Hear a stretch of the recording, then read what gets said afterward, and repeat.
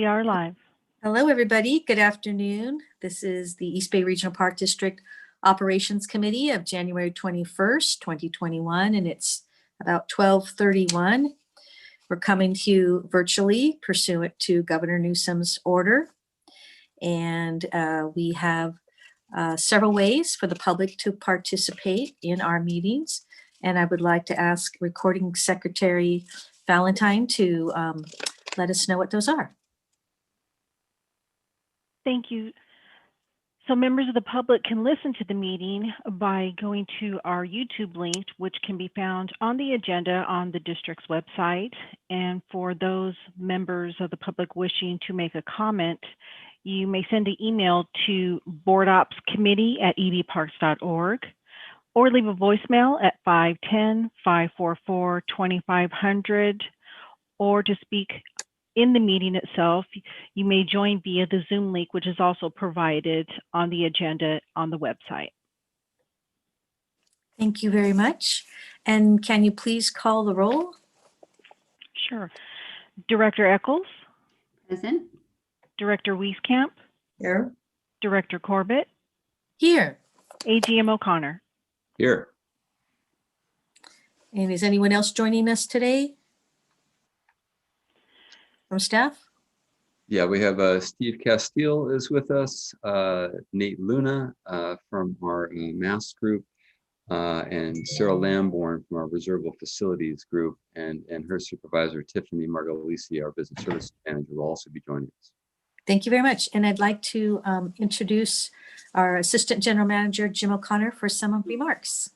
Just very briefly, thank you. First of all, Director Corbett, welcome back to Board Operations Committee, and thank you for agreeing to chair the committee again. And Director Eccles, I want to offer a big warm welcome to Operations Committee. I think you'll enjoy this. It's a great way to understand what's happening in the district on the ground. We cover, and we try to do a mixture of business items that we have to cover and also informational items that talk about what's happening out there, what staff are doing, various projects, issues we're managing. So I think you'll find it interesting. And Director Wieskamp's been with us for many, many years. So I love operations.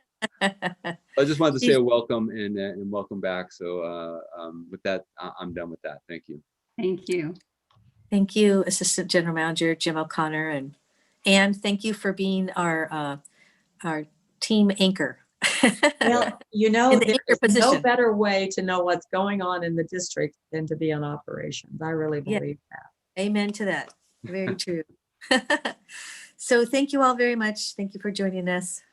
I know you're all well and happy for that. And we're all smiling because this is a good week so far at the district and around the world. Talking about the fireworks last night, Yeah, there were beautiful, all beautiful day fireworks. fireworks. There were some beautiful fireworks yesterday for sure.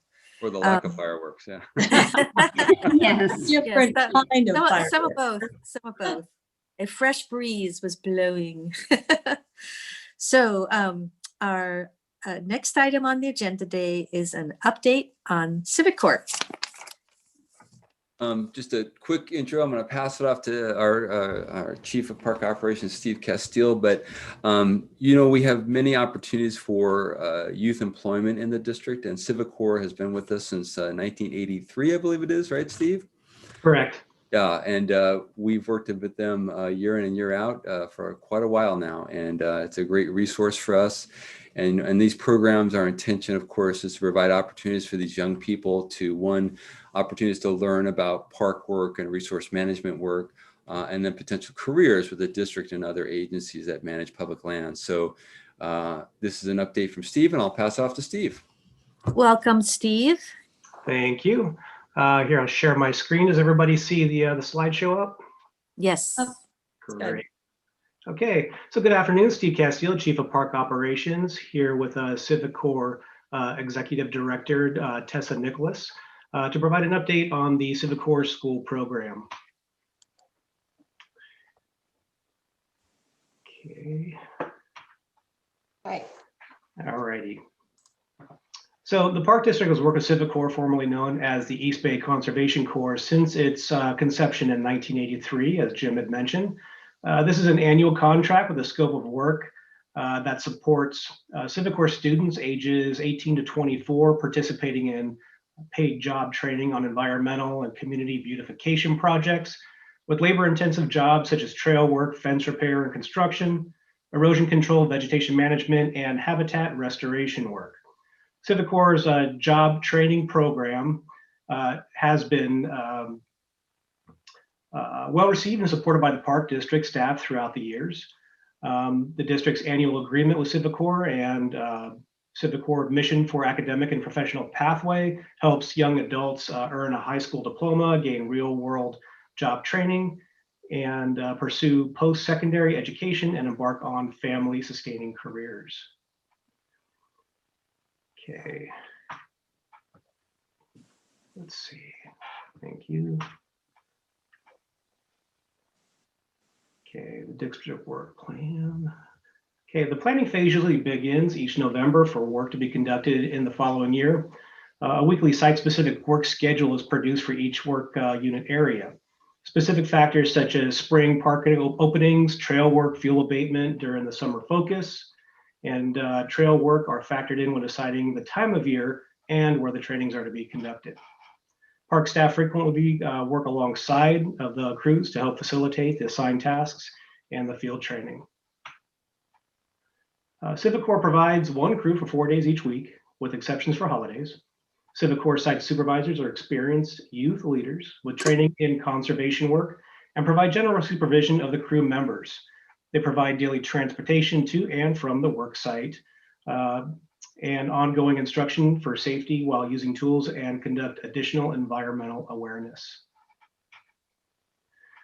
The per person hourly rate encompasses the hourly wages, taxes, benefits for 6 crew members and a crew leader, the cost of tools, transportation, and administration fees for an 8-hour workday. This includes travel time to and from the work site, setup and breakdown, and 2 15-minute breaks. And we're estimating the total cost for 2021 is going to be about $407,000. And at this time, I'd like to introduce Civic Corps Executive Director Tessa Nichols, who will continue with the presentation. Welcome, Tessa. Nice to see you. Hi, thank you. Yeah, it's great to be here. I feel like we're among friends with EBRPD. I have a few members of my team here to help with the presentation. So I'm going to thank you, Steve, for the awesome introduction. So I'll be able to run through my first couple slides and we'll get to the heart of who Civic Corps is as well. Let me share screen here and start this slideshow. All right. Just to kind of piggyback on what Steve said, we are a local conservation corps founded in 1983, and our mission is we've increased our age to 26. So we actually are serving 18 to 26-year-olds and doing so through our academic and professional pathway and our environmental management, which is our crew-based work, and our recycling social enterprise. So servicing small businesses and accounts throughout the East Bay. And because Steve did such a thorough job, I'm just going to hand it right off to Brian Hickey, our CFO, COO, to dig into some of the more data and details of our partnership. Yeah, thank you, Tessa, and thank you to Steve. Brian Hickey, CFO and COO of Civic Corps. Welcome. Yeah. Well, nice to be here. It's a pleasure to be here. Through funding provided by the state of California and by the contracts such as the one we have with East Bay Regional Park District, our 2 social enterprises contribute to the community's conservation efforts. In fiscal year 20 alone, which was also affected by the pandemic, of course, we collected nearly 400 tons of CRV material and 150 tons of e-waste. We also constructed and maintained over 100 miles of trails and performed 579 acres of fire mitigation. We serve 18 to 26-year-olds, 85% of which are African-American or Latinx, and 98% of which live below the poverty line. Our crews are comprised of local youth, many of who initial exposure to the Regional Park District is while working on one of our crews. Civicor's partnership with East Bay Regional Park District extends nearly as far back as our inception in 1983. Bob Doyle was one of our founding board members and was absolutely instrumental in sowing the seeds of our successful 36-year partnership. I hope Bob is enjoying a well-deserved retirement. In turn, we are proud to mention as well that over the last 7 years, Civicor has attained $1.7 million in funding through the California Conservation Corps, which we've utilized in partnership with East Bay Regional Park Districts on park projects that allow us to provide services at the parks above and beyond what our annual contract provides. At this point, I'm going to hand it over to Adam Cope, who's our jobs training manager, and he'll go into more details about our projects at the parks. Thank you. Thank you. Welcome. Good afternoon, Adam Cope, Job Training Program Manager. Pleasure to be here. I'd like to go over some of our accomplishments over the past 5 years. We've completed over 84 miles of trail maintenance at the Park District. We've completed over 50 acres of invasive species cleared and over 326 acres of brush and debris removed from the parks.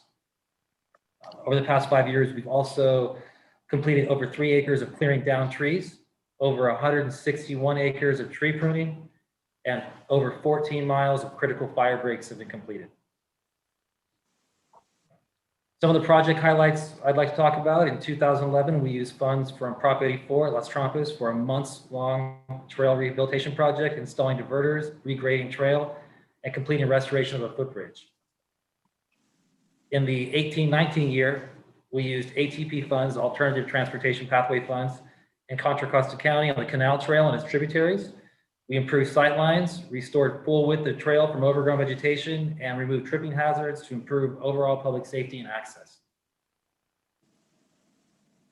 Over the years, we've had a number of Corps members and Civicor employees move on to the Park District as permanent employees. Currently, David Weaver, Melvin Johnson, and Steve Donnelly are active park employees. Jerry Richardson is retired, I believe, from Kennedy Grove, but also a former supervisor here at the Corps. This is kind of a cool interactive map we have up on our site, and you can see here right now that has many of the parks we worked in over the past year. And it also has some other partners. We have Alameda County Flood Control, Caltrans is also listed, but it's kind of a neat snapshot of what we do. Now I'd like to introduce Ryan Waters, Job Training Supervisor, to talk more about his experience with Civicor and the Park District. Thank you. Welcome. Afternoon. Are you on a chair with wheels on it? We are rolling in. I'm Ryan Waters, one of the job training supervisors. I'm my second year with Civicor, and this was a natural transition for me working here, coming from a background in construction and youth development in Oakland schools. And it was actually, I was convinced to make a career path change while being mentored by Jim Rutledge, one of your EBRPD supervisors over Sibley, Huckleberry, and its sister parks. The value of our training program is that it promotes the conservation and care over the outdoor spaces, while providing opportunities to overlooked and often discounted group of young folks. But it's more than just the hands-on skills training that we teach, the necessary skills for success. We assist members with financial literacy, DMV driver's ed training, resume building, court and legal matters, mental health services, housing assistance, career counseling, and provide full wraparound services here. The value of the partnership with EBRPD is that it creates these it creates visible motivation, and it builds these career pathways for this underrepresented demographic, while offering these opportunities to work on unique projects that expand our core members' skill sets.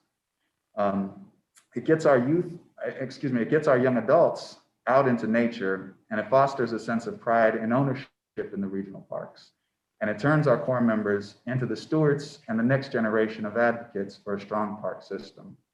To speak more to this, I'd like to introduce one of our crew leaders, Mr. Jawan Schwan. Thank you. I love it. Welcome. Good afternoon. My name is Jawan Swan, and I am currently a crew leader 2 here at Civil Corps. A crew leader 2 consists of always being on time, being able to take out / or supervise a crew, and being well trained on all power tools. I've been here at Civil Corps for a little bit over 3.5 years, and starting off as a red hat, learning about all the power tools. As I progressed through the years and started receiving awards like Perfect Attendance, Corps Member of the Month, Corps Member of the Quarter for my hard work, I was offered the Crew Leader 2 position. As a Crew Leader 2 now, I have the experience with these tools, and I am able to teach my fellow Corps members the same thing I was taught. One of my favorite sponsors to work with is you guys, East Bay Regional Parks. And the reason why is I always enjoy working out with nature and working with others who think the same.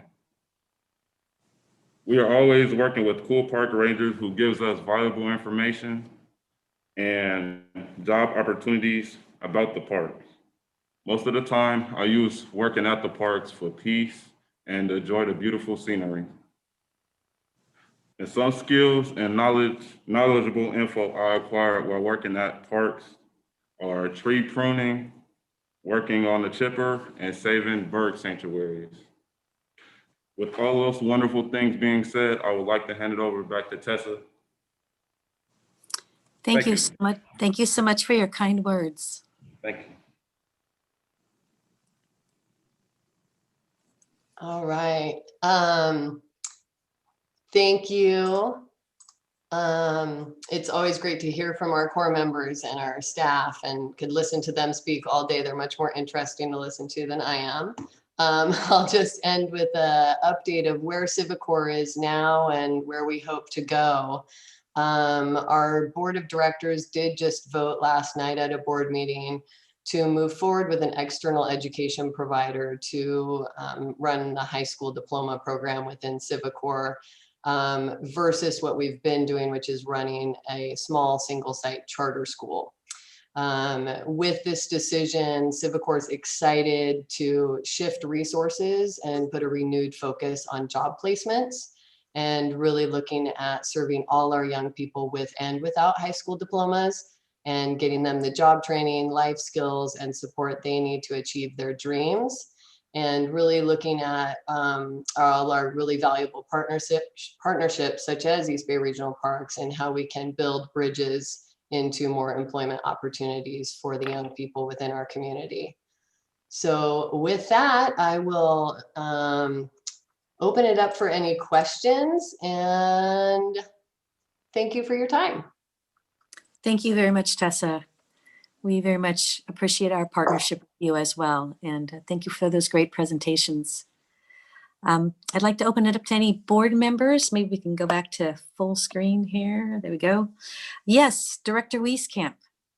Well, I think you have a terrific program. I'm very impressed with how you move people up through the chairs, and I'm glad to know that they enjoy the parks as much as we do, because they're out there doing hard work, and I know that, but I appreciate it.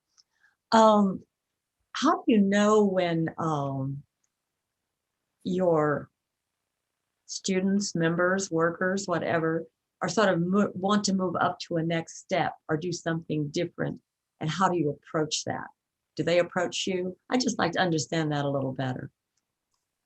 Yeah, that's a great question. So each participant comes to us at a different place. You know, some Sure. are coming without a high school diploma, some are coming with. So it depends at what point they enter. Of course, if they don't have a high school diploma, that's our first, that's our first goal, is how to move them through their education.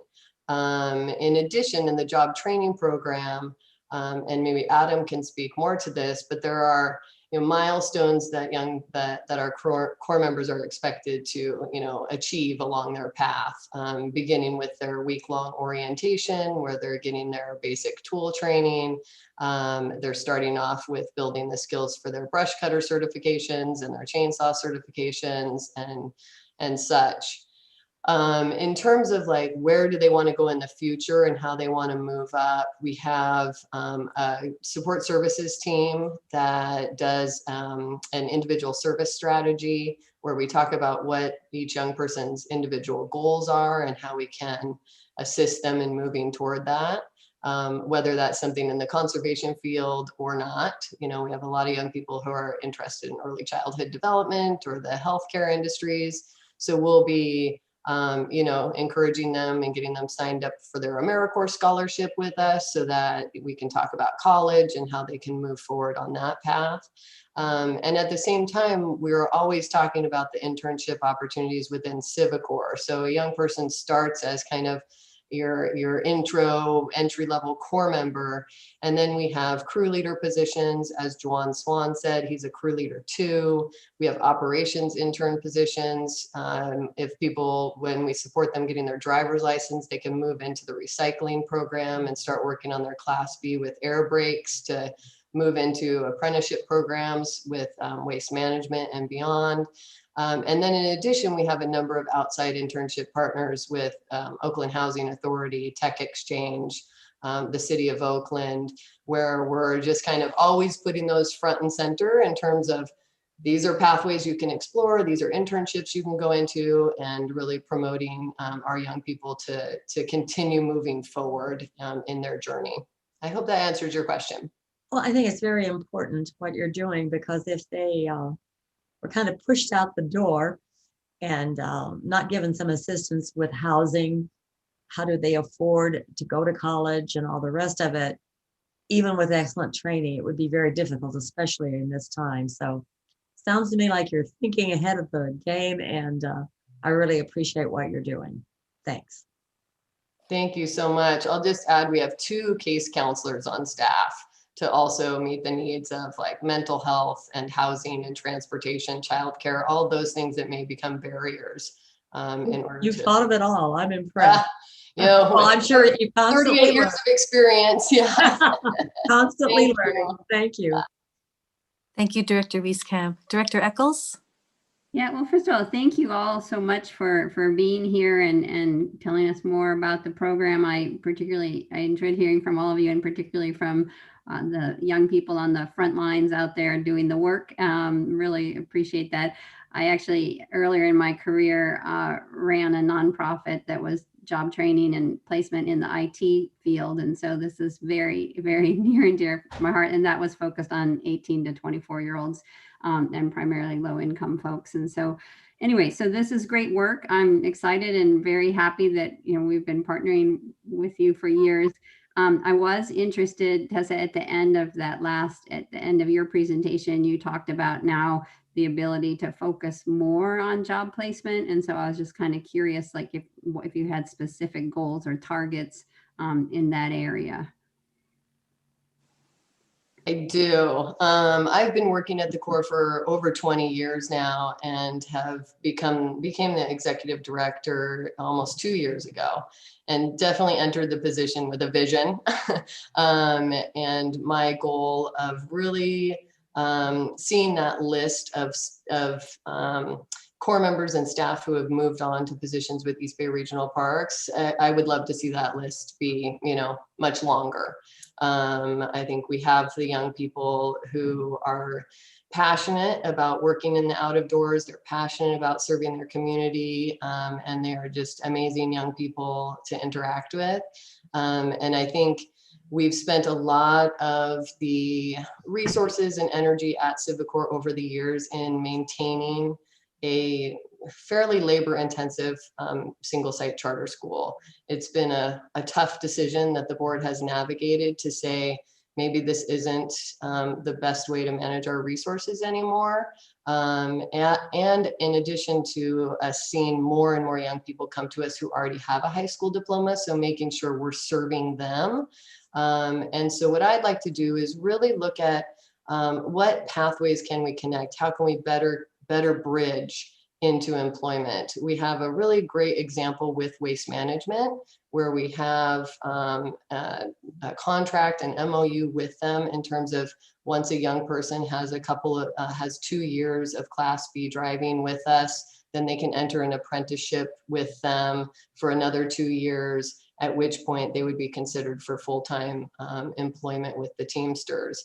And that's now going on. I think, Brian, is that like, we're in like year 6 or something of that agreement. Correct. And so something like that, or even just how do we work with HR departments, not just with East Bay Regional Parks, but we have longstanding partnerships with East Bay Mud, Alameda County Flood Control, Caltrans. How do we work with all our partners to say, if a young person has training at Civicor, and working together to say, what does that training look like? What are the needs of the partner?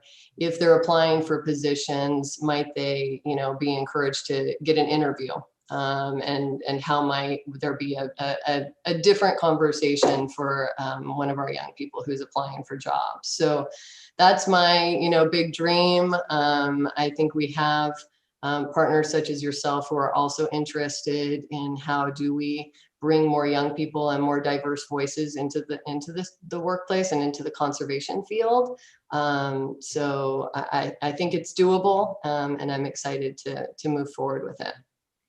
Great. Well, that's wonderful to hear. I'm really excited about the direction that you're going, and please, we're open to feedback in terms of how we can help further this goal of employing young people who've come out of your program and have the skills. And we're obviously very interested in, we're always interested in talent, but we're also particularly interested in diversifying our workforce and really, as you said, make sure that all folks are represented. So look forward to working with you. Thank you, Director Eccles. I would just say, obviously, we already know your program, and this presentation only makes it clear how impressive the work that you do is, especially all the wraparound services and obviously the talent that comes in your doors and leaves your doors and goes on to do wonderful things. It's very, very impressive. It's obviously a benefit to the community, but more selfishly, it's a benefit to us that you have these wonderful workers that receive this wonderful training and then come to see us. It's like perfect. So thank you for that.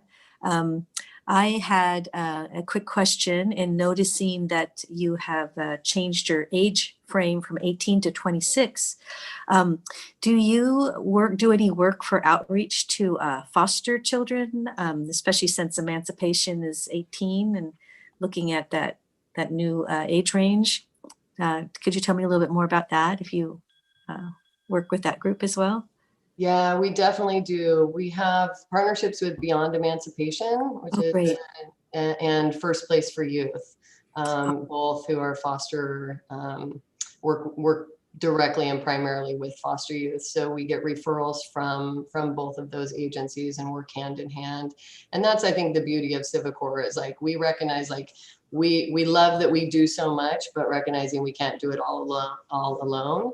And so really like, how do we build our collective network and our team to move people forward? So yeah, and we actually did a study not long ago, specifically on the subgroup of former foster youth and foster youth in our program to ensure that we were serving them, as well as any other subgroup. And some interesting findings out of that I think it's posted on our website, and I'm certainly happy to share. But just recognizing that subgroup does come with a kind of different set of barriers that our counseling team really learned from that study in terms of kind of how to, meet those barriers and make sure that we're supporting them. And that's very good to know. Thank you for that. It's a tough time during that transition period when people age out of the system, the foster system, and it's good to know they have a place to go at Civicor. So that's great. And I really have no other questions except for we appreciate you and thank you for the continued partnership. And Dr. AGM Corbett? O'Connor would like to say something. So Tessa and Brian, thank you for being here today, and thank you for your continued partnership with us. I did have an opportunity when I first came to the district to work with Jerry Richardson, who I didn't realize he had been a core member. I knew he did a lot of work with core members, mentoring them on the application process for district positions and mentoring them, preparing them for interview process. Are you still doing work around that, making sure that folks that are applying for jobs or prepping, doing some prep work for interviewing? Because I know that was always a challenge, a barrier, because, you know, obviously the positions we have are very competitive. We get a lot of applications for those positions, and certainly throughput is, you know, transference, as we like to say, is really important. As we do want to work with these youth programs like such as Civic Corps, and then we want to really see that transference over into the career pathways. Yeah, we do resume building workshops and cover letter workshops and interview skills workshops. So those are definitely, and we actually have volunteers come in and we've even been doing it remotely still, and like doing these interview skills workshops via Zoom. It's pretty cool. So that on that end, I think we're doing a good job preparing young people for how to apply for a job. I think we can be doing much better in terms of what are specific organizations and agencies looking for, and how to word that on an application, how to word that on a resume and cover letter, how to articulate that in an interview. Because what I've found is that our core members have so many skill sets, and it kind of becomes this like frozen, you know, like, how do I translate what I know and all the skills I've learned, how do I translate that into a response in an interview setting? So that's certainly something that I look forward to, you know, doing more work around. In addition, we did talk to some of the park rangers about what skill sets our core members are lacking in terms of moving forward. And some of it was around plant ID and how to really like meet those those entry levels. So we started doing some training with Cal IPSI around doing more invasive species ID, and, you know, just looking at, again, like, where are the gaps in our training so that we can make sure we're putting an applicant forward who can be competitive. Great. And Tessa, you're also on the advisory committee for the Natural History and Sustainability at Merritt College, right? I was in part of those meetings, but no, we are not. No, I'd love to get back involved with that. Yeah, because I think that's a great opportunity for core members to move on to the next stage. It's a 2-year certificate program, and I'm teaching in the program. And if you want to talk about that sometime offline, let me know. I think actually, yeah, I think Joseph Billingsley was maybe going to reach out, because we got the email forwarded to us about just recently, and we were like, who wants to be part of this? Come on. Yeah, and we're excited about having more people on the program. So give me a call if you want to talk about it some more. That's great. We did get connected with West Valley College and their park management program too. And we have 4 students who are going to do the intro to park management class this spring. So looking forward to that. I'm a graduate of that program, so glad to hear that. Fantastic. Okay. Yeah. Thank you, Director Corbett. You're very welcome. And there's lots of great opportunities at our community colleges. And I was going to mention, I heard there were some great courses at Merritt College for people who are interested in going into the field. So thank you all very much. And thank you very much for the presentation today. Do you have any questions for us? No questions. I think just another shout out that we want to, continue building the partnership and looking at new ways to, bring in specialized skills and deliver even more to the parks. Great. I think the last time we saw you, Tessa, was in the halls of Congress. Yes. About a year ago, wasn't it? Yes. So when hopefully we travel. we'll see you there again. And we're all happy with the direction that's going in as well. So thank you so much. All right. Thank you so much. Take care. Take care. Thank you for all you're doing. Thank you. Thank you. Thank you all very much. A nice positive start to the meeting. Yeah, absolutely. Okay, so Our next item on today's agenda is the item 3, which is the Reservable Facilities Program update. Just a couple of words, but I'll pass off to Sarah. Is, you know, one of the challenges of the pandemic, we've had a lot of challenges, right? First, staff safety is our #1 challenge, and then we've had increasing use at parks, and then Sarah and her crew, their whole program was blown up because we can't have the facilities operating. But you know, one of the great things about park district staff is when we have an opportunity, we try to make lemonade out of lemons. And I think what Sarah's been doing with reservable facilities falls in that category of, you know, when you have an opportunity where your facility is down, what do you do with that opportunity? And I think we have Sarah's update, and then we have Nate coming in to talk about a specific project that's taking advantage of this downtime. So with that, Sarah, I'm passing it off to you. Welcome, Sarah. Good to see you again. For having me. Let's see, we'll share the screen here.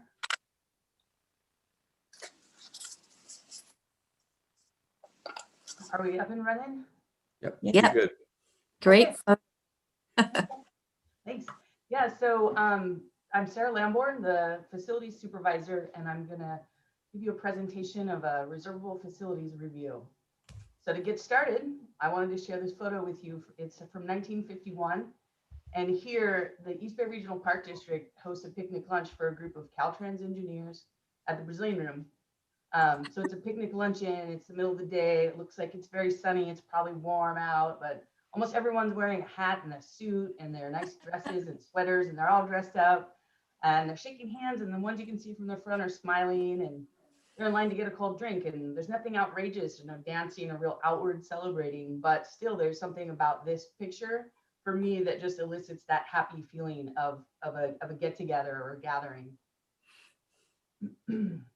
I wonder if Caltrans engineers still dress like this. Elizabeth can tell us. My husband's a Caltrans engineer, and no, he doesn't dress like that. but I love the photo. It's wonderful. It's awesome. So as an overview, this presentation is going to cover some information about the facilities department, some facts and figures, and a 3.5, or I guess a 4-year review of numbers of events and revenue, projects and productivity, safety in 2020 and what that looked like, 2021 and 22 and what that might look like. And overall, though, over the course of the year, and understandably so, gathering has become kind of a bad word. I also want to share one of kind of my biggest takeaways, or a lesson in humanities, how important gathering is and the important role that facilities play in our community. So we'll start with the Brazilian Room. Before the Brazilian Room facility was built, the Works Progress Administration built this administration building you see in the black and white picture on the left. It's still loaned at this site and housed up-and-coming General Manager Richard Walpole and his family. And according to the incumbent general manager at that time, Albert Vail, it was built according to a plan which made possible an additional recreational hall and offices for administration purposes. That same year, in 1939, the Golden Gate International Exposition was held to showcase the goods of nations that border on the Pacific Ocean. So a 400-acre man-made treasure island was built next to the existing Yerba Buena Island to house that fair. And when the fair was set to close in 1940, General Manager Vail solicited several government exhibitors for materials acquisition. And the United States of Brazil decided to make a gift of its furniture and materials like the hardwood paneling for the walls, parquet flooring, furniture, large mirrors, things like that. So with the work and financial support of the Works Progress Administration, the Park District added the new hall and new offices to that old administration building to showcase the goods that were gifted by the Brazilian government. And with the addition of the new office space, the original administration section became a dedicated park residence, and that's that very far right peak in that black and white picture you see, still standing today. And then this Brazilian Room is now an East Bay icon for weddings, celebrations, meetings, and gatherings of all kinds. It's the largest and most popular of the 4 rental facilities and our team headquarters. Seating capacity indoors is 150 people, and the very reasonable fee schedule ensures that this special venue is accessible to our diverse public. This historic venue was built in the same year by the same people, the WPA and Park District, and in the same style by the same architecture firm, Williams and Westell, as the original administration building that we just talked about at the Brazilian Room. This building here was originally used as the Park District main office, and as the district outgrew the building, many departments moved over to Trudeau, and finance remained behind, and then ultimately Peralta Oaks was built as the new headquarters.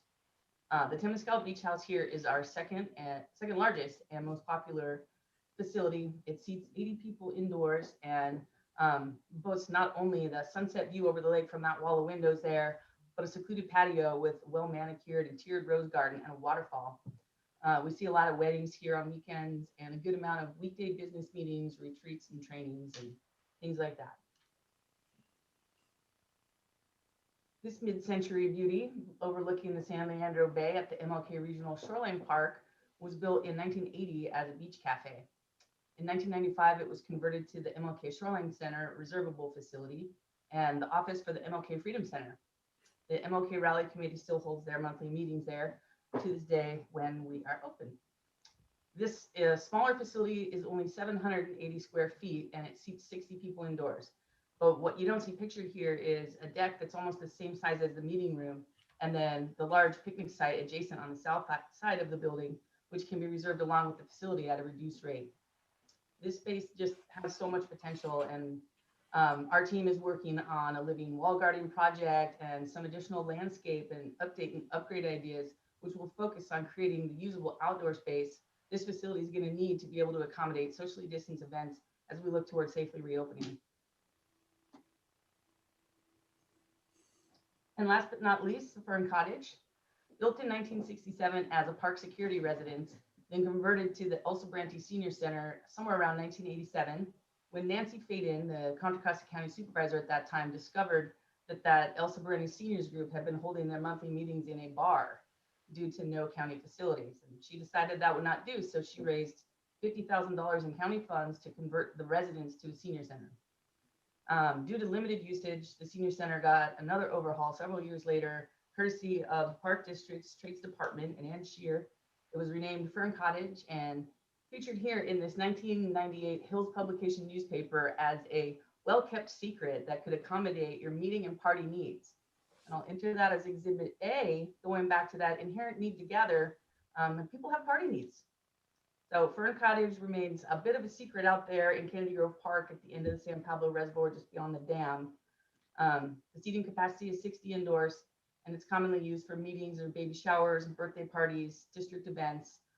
We're working to bolster usage at this small facility, and it may well be time for another update to meet the ever-changing meeting and party needs we'll face as we adjust to safely gathering in the future. And honestly, some updates just to remain competitive or relevant and desirable as a reservable facility. We also maintain Camp Arroyo, a private 138-acre park, outdoor education center, and an overnight camp facility. Built in 1918 as a tuberculosis sanatorium, this location was chosen for its distance from the bay winds and 900-foot elevation to stay above the fog, since rest and warm, dry air were considered effective treatment for tuberculosis. The sanatorium had dormitories, an infirmary, staff housing, a children's ward, and a steam power plant. And in the middle was an amusement pavilion with tables and a library and a fireplace, ultimately a bowling alley. And they showed movies and had weekly entertainment and gatherings. Today, we have 12 overnight sleeping cabins, a dining hall, a swim facility, sports courts, lawns, a bocce ball court, a ropes course, a climbing wall, and hiking trails throughout the park. We partner with the Taylor Family Foundation and United Camps Conferences and Retreats, who operate camps for school children and summer camps for chronically ill children. And this amazing facility is worthy of its own presentation. So we're not going to dive too deep into Camp Arroyo today here, other than just to present that it's a facility that falls under our purview for maintenance. As we move into a review of the rental facilities team, I wanted to share this photo from 1940 and the construction of the Brazilian Room. Not only do I love the partnership between the East Bay Parks District and the Work Progress Administration that made this project possible, I love the mix of characters in this photo. At the top, you've got Wes Adams, reportedly the Park District's very first employee. Just below him, there's park worker Ralph Stinson. And superintendent and later district manager Richard Walpole is up there, third from the left at the very top. You've got heavy equipment operator here, Buck Dunn. And well, then you've got district manager Albert Vale in his suit vest, and his secretary, Georgette Morton, is up there too, along with these WPA actual roofers. So while there might be a OSHA violation or two going on there, I like the spirit of teamwork that this picture evokes. And it's of people coming together on this exciting project of creating a space for people to come together. And this is Team 2021 in the facilities department, starting up at the top left with my picture there. To my right are the 3 buildings and grounds aides, Deontay Allen, Josue Sorto, and Deontay Lyons. Below me, Parkcraft Specialist in Facilities, Yulian Ivanov. To his right, Senior Administrative Specialist, Joni Nebril. To her right, Wayne Lindelof, he's our Parkcraft Specialist out at Camp Arroyo, and our little question mark placeholder there, we do have a vacancy for a park ranger out at camp right now. Off to the right, Team Gratitude. These are some folks that left our department in 2020. Helen Wu up top moved to a new position over in public affairs. Below her, Steve Hathcox was the Parkcraft Specialist at camp, and he retired in July of 2020, as did the gentleman below him, Pete Maloney, who's the gardener assigned to work in the facilities gardens. So it's been an evolutionary process over the 4 years that I've been here, with people retiring and promoting or moving on. And I think that we really just started hitting our stride in early 2020. And though the pandemic has been frightening and confusing and challenging and among many other things, it's also been amazing to watch this group spring safely into action, kind of like Jim mentioned, coming back in early April of 2020 and redirecting from a very event heavy and fast paced and heavy custodial work and quick turnaround oriented schedule to becoming project leaders at their assigned facilities and managing safety supplies and equipment and keeping each other safe and identifying and prioritizing maintenance needs at the facilities, calling for crew support or trade support or the gardener support. It was just been really impressive to see them rise to that occasion. And then no small task was fielding the initial boom of facility closures and event cancellations, doing that remotely with very little notice for us and for, you know, the customers. And some people were very understanding and some people really weren't and were upset. And, you know, Helen and I called ourselves the dream crushers as we made these phone calls to brides to tell them their weddings were off. So I think it was real character building year to say the least.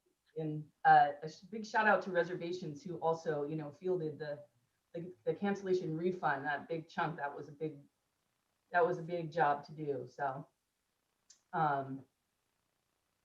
caterers are also a large part of our team.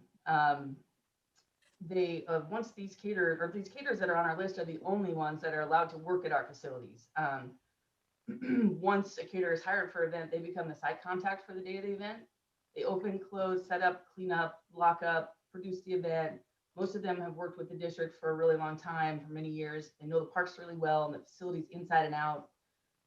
They protect the district assets as well, market our venues, and ensure that our mutual customers are safe and get their security deposits returned. They're contracted to pay a percentage of their total food and beverage invoices for each event to the district. And these payments go into a promotional and maintenance fund for the facilities department. The catering contract goes out to RFP every 5 years and was due to go out in 2020 for 2021, but given the complications of the pandemic, it was decided that the existing contract would extend for 1 year. An audit was conducted, and each caterer in good financial standing with the district was offered the extension. So we're now in the process of preparing the RFP for the new contract in 2022. And pictured here is a caterer serving coffee to the Brazilian Consulate General Anabel de Saboia Lima, the man on the left, and that's at the Brazilian Room dedication ceremony, the very first event ever at that new facility. Here's our approved caterer list, resulting from the RFP process in 2015. We generally try to keep about 15 to 20 caterers on the list to allow for broad range options on price point, service styles, cultural understanding, and availability. So between 2015 and 2019, we saw a few caterers drop from the list on their own accord. Palmdale Estates for business reasons, Schumann's Four Seasons, and Serves You Right both retired. And as a result of hardship associated with the pandemic, Swanky Catering, Moralia Catering, and Checkers Catering all had to close their doors in 2020. So we look forward to getting some of these companies back in business and rounding out that list to serve the needs of the public. Speaking of that very first event at the Brazilian Room, here's another shot of that event. You can't tell from this picture, but over 1,500 people attended the event that day, and the festivities spread down the sloping lawn and out toward the parking lot. And so that was just, I bet, a really fun thing to be a part of. And we're going to move into a review of some numbers and our tracking process to make sure we're keeping facilities safe, open, and occupied. So here we have a 3-year review of total events by facility. We also track how many events are district reservations, how many are external reservations, how many days we have the building closed for maintenance or are hosting an open house.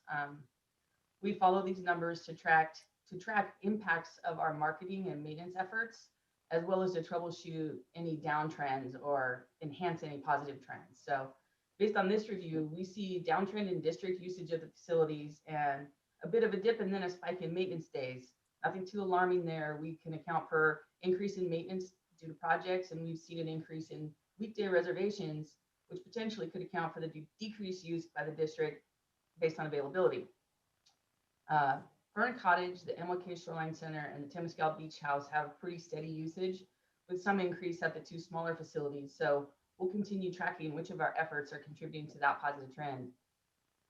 The decreased use at the Brazilian Room is slight. However, we're seeing an overwhelming increase in the buyout option for this facility, meaning on weekdays, we have either a 9 a.m. to 4 p.m. time slot or a 5 p.m. to midnight time slot, or the option to buy out the day for a 10-hour time slot between 9 a.m. and midnight. So where we used to see 2 events per day, mostly on the weekends, now we're just seeing 1 event on those days. So I think that a lot counts for that reduction.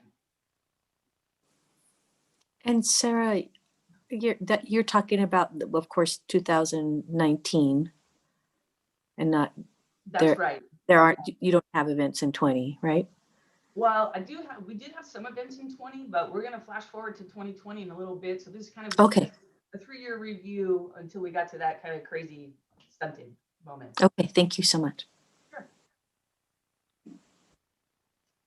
So we also track how many people are coming through the facilities. And so it goes 2017 on the left in blue to 2019 in purple on the right for each facility. So Brazilian Room, Temescal, MLK, and then Fern Cottage on the right. So, so as you can see here, the 2 smaller facilities stay kind of right in their certain zone for the most part. And mostly that tells me we need to continue improvements so we can better market these buildings. The Brazilian Room and the Beach House both saw a steady decline in attendance. I think this is largely a result of that popular buyout option offered at both locations. So using the Brazilian Room as an example, where seating capacity is 150, we would historically see 2 events per day. So 3 people per day on the weekend days for 2 events, but with the buyout, we're just seeing the 1 event. So just 150 people per day. So I think it's all kind of in line with that. And then tracking some revenue. So here we can see the revenue trend over the span of 3 years with 2017 on the bottom and 2019 on the top. And, you know, we follow this from year to year, and you hear this from me every other year, but spanning back even farther, we were seeing this steady increase in revenue generated at facilities. And then all of a sudden we have this about $80,000 dip in 2019. And again, the buyout option has a lower fee than 2 events per day that would generate. We made a big push to sell like underutilized time slots. So weekdays mostly, especially at our busy weekend venues. So we would push weekdays, or what we would call the shoulder days. So a day that shouldered the weekend, a Monday or a Thursday or Friday, because people generally are inclined to make a 3-day weekend out of things. So we had a big push on that. And as a result, we saw this buyout time slot for weekdays increase. And then some weekend reservations take a small decrease. And the big difference there is that a buyout on a Saturday at the Brazilian Room in 2019 was $3,900 in county. And on a Monday, that same buyout was only $900. So it became very popular. So we've made some adjustments to how our fees for all the facilities this year. And we have a measure on when to start marketing those weekdays, such as, you know, We're not going to push those shoulder time slots or those weekday time slots until our Saturdays and our Sundays are about at 80% for the year. And also good to note that overall numbers of totals events are up, but mostly are at the smaller facilities, which bring in significantly more revenue.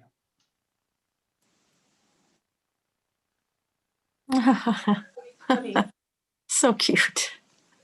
Not just appropriate for the year in review, but kind of a quintessential wedding shot.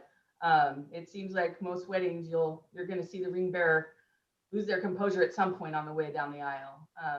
For this section, we're going to go over a reservations review, the dates we were open, numbers of cancellations and reschedules, and then a quick look ahead at 21 and 22.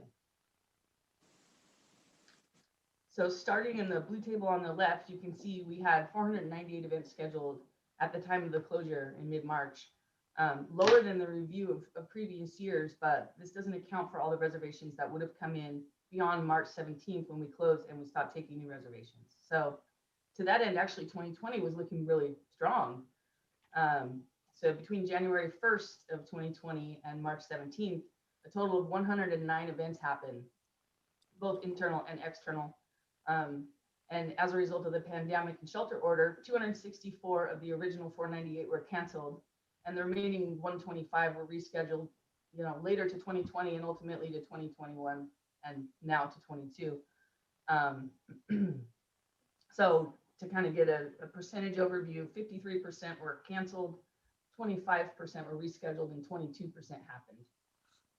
Our revenue goal for the year was $842,300, and at the end of 2020, we came in at $154,017.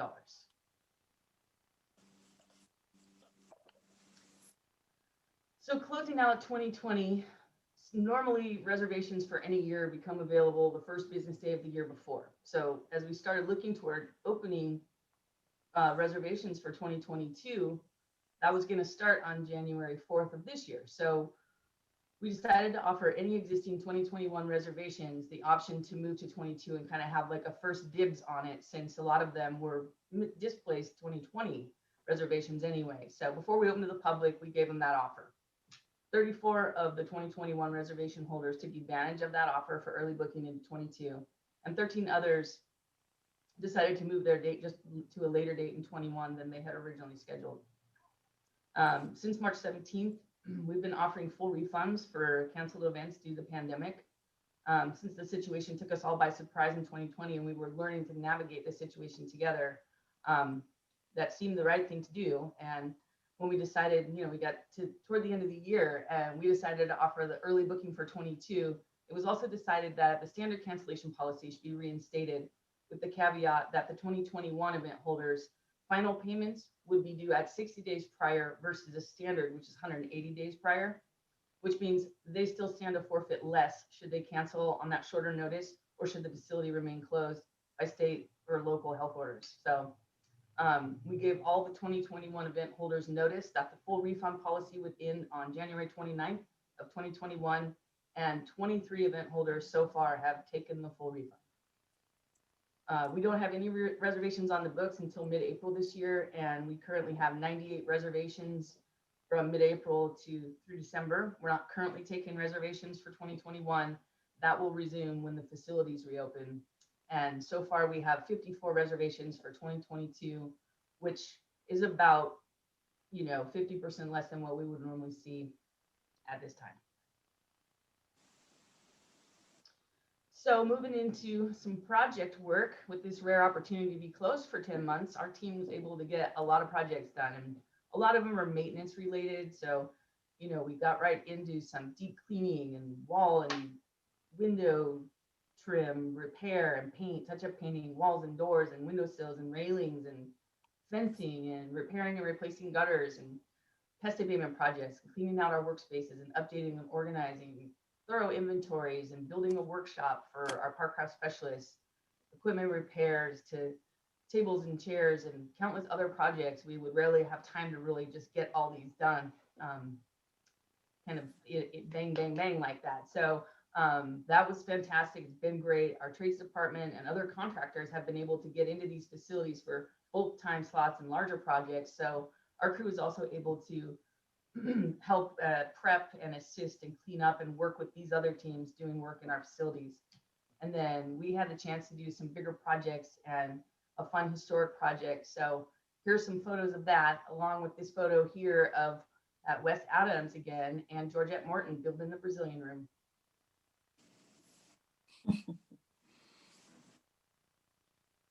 So some of the more fun and creative projects, you see the fence behind this lovely couple kissing at their wedding, is the fence. And that's the fence that borders the Brazilian room patio and the Brazilian room residence. And so not only did the post need replacing, as well as many of the pickets and the paint, we've been having some issues with guests hopping the fence, spending some time hanging out in the residence yard and leaving trash, and it kind of became a safety issue. So our park craft specialists and building and grounds aid crew replaced the fence with taller pickets that we placed closer together.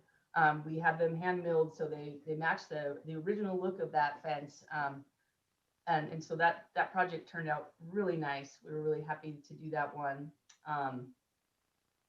What you see here is a chair cart, and it holds folding stackable chairs about 25 high.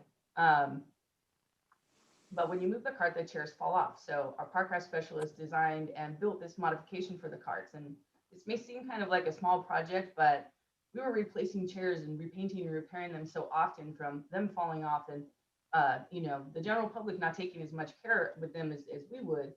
So it actually was becoming time consuming and expensive. So I thought this is a great project. Plus we have these chairs at all of our facilities. So I thought that was very ingenuitive, if that's a word of him. So anyway, that was a great project for him to work on. And then this is the bar that has been at the Brazilian room for a very long time, though not from the Treasure Island Expo. But it was a little worse for the wear and had been falling apart. So we also had our park craft specialist build us a new bar. This one is built of recycled picnic table boards. And he did a really great job of planing it and finishing it. And he even included some hardware in there that kind of matches the hardware that's like the hardware on the beams here in the historic building. And what you see here is the AV system that's at the Temescal Beach House. So it's a projector on a cart with a little pop-up screen and the cord running across the floor. I think moving into events, we're going to be doing more of this Zoom, and so that's going to be, I think, our audio-visual capabilities at these facilities are going to be important. So we went ahead and had a custom cabinet made to house a monitor. So here's the cabinet inside the beach house. Here's another view of it open. So the monitor sits in there, and it's got a little flip-up shelf where you can rest any device, and it's got connectivity on the back. So that was another fun and exciting project. We're gonna be excited to test out. Here's a photo of it's an East Bay Regional Park District Board and City of Berkeley Rec Department luncheon in March of 1951, and it's featuring the furniture that came over from the exhibit on Treasure Island and those original parquet floors. But most importantly to this picture, that original chandelier that's hanging there in the center.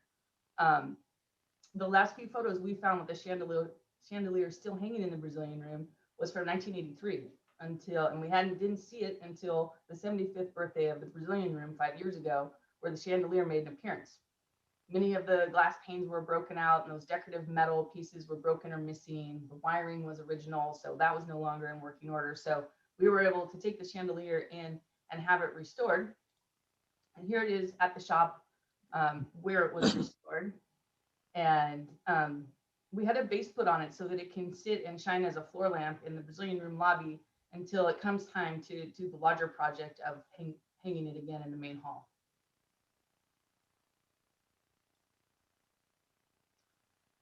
Moving on to reopening, I read an article on inclusive design for the public realm and gathering that said it's crucial to provide the infrastructure and framework for varied and ever-changing activities and events in our community spaces.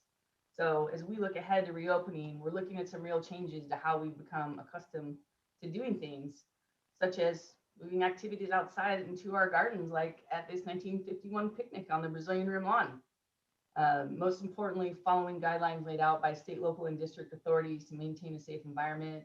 We received some funding to convert our high touch point areas to touchless, such as soap dispensers, paper towel dispensers, sanitizer dispensers. We're working with other industry professionals and our county health department to determine protocols for distancing, entry, food service. We're making updates to our contract language to include specific parameters for operating at limited capacity or wearing masks, both contracts for our customers and then contracts with the caterers and other event professionals like photographers and florists who work here often. And in all seriousness, looking to create a safe structure to incorporating our dynamic gardens into the bulk of the events that are going to be happening moving forward at the facilities when we're allowed to open.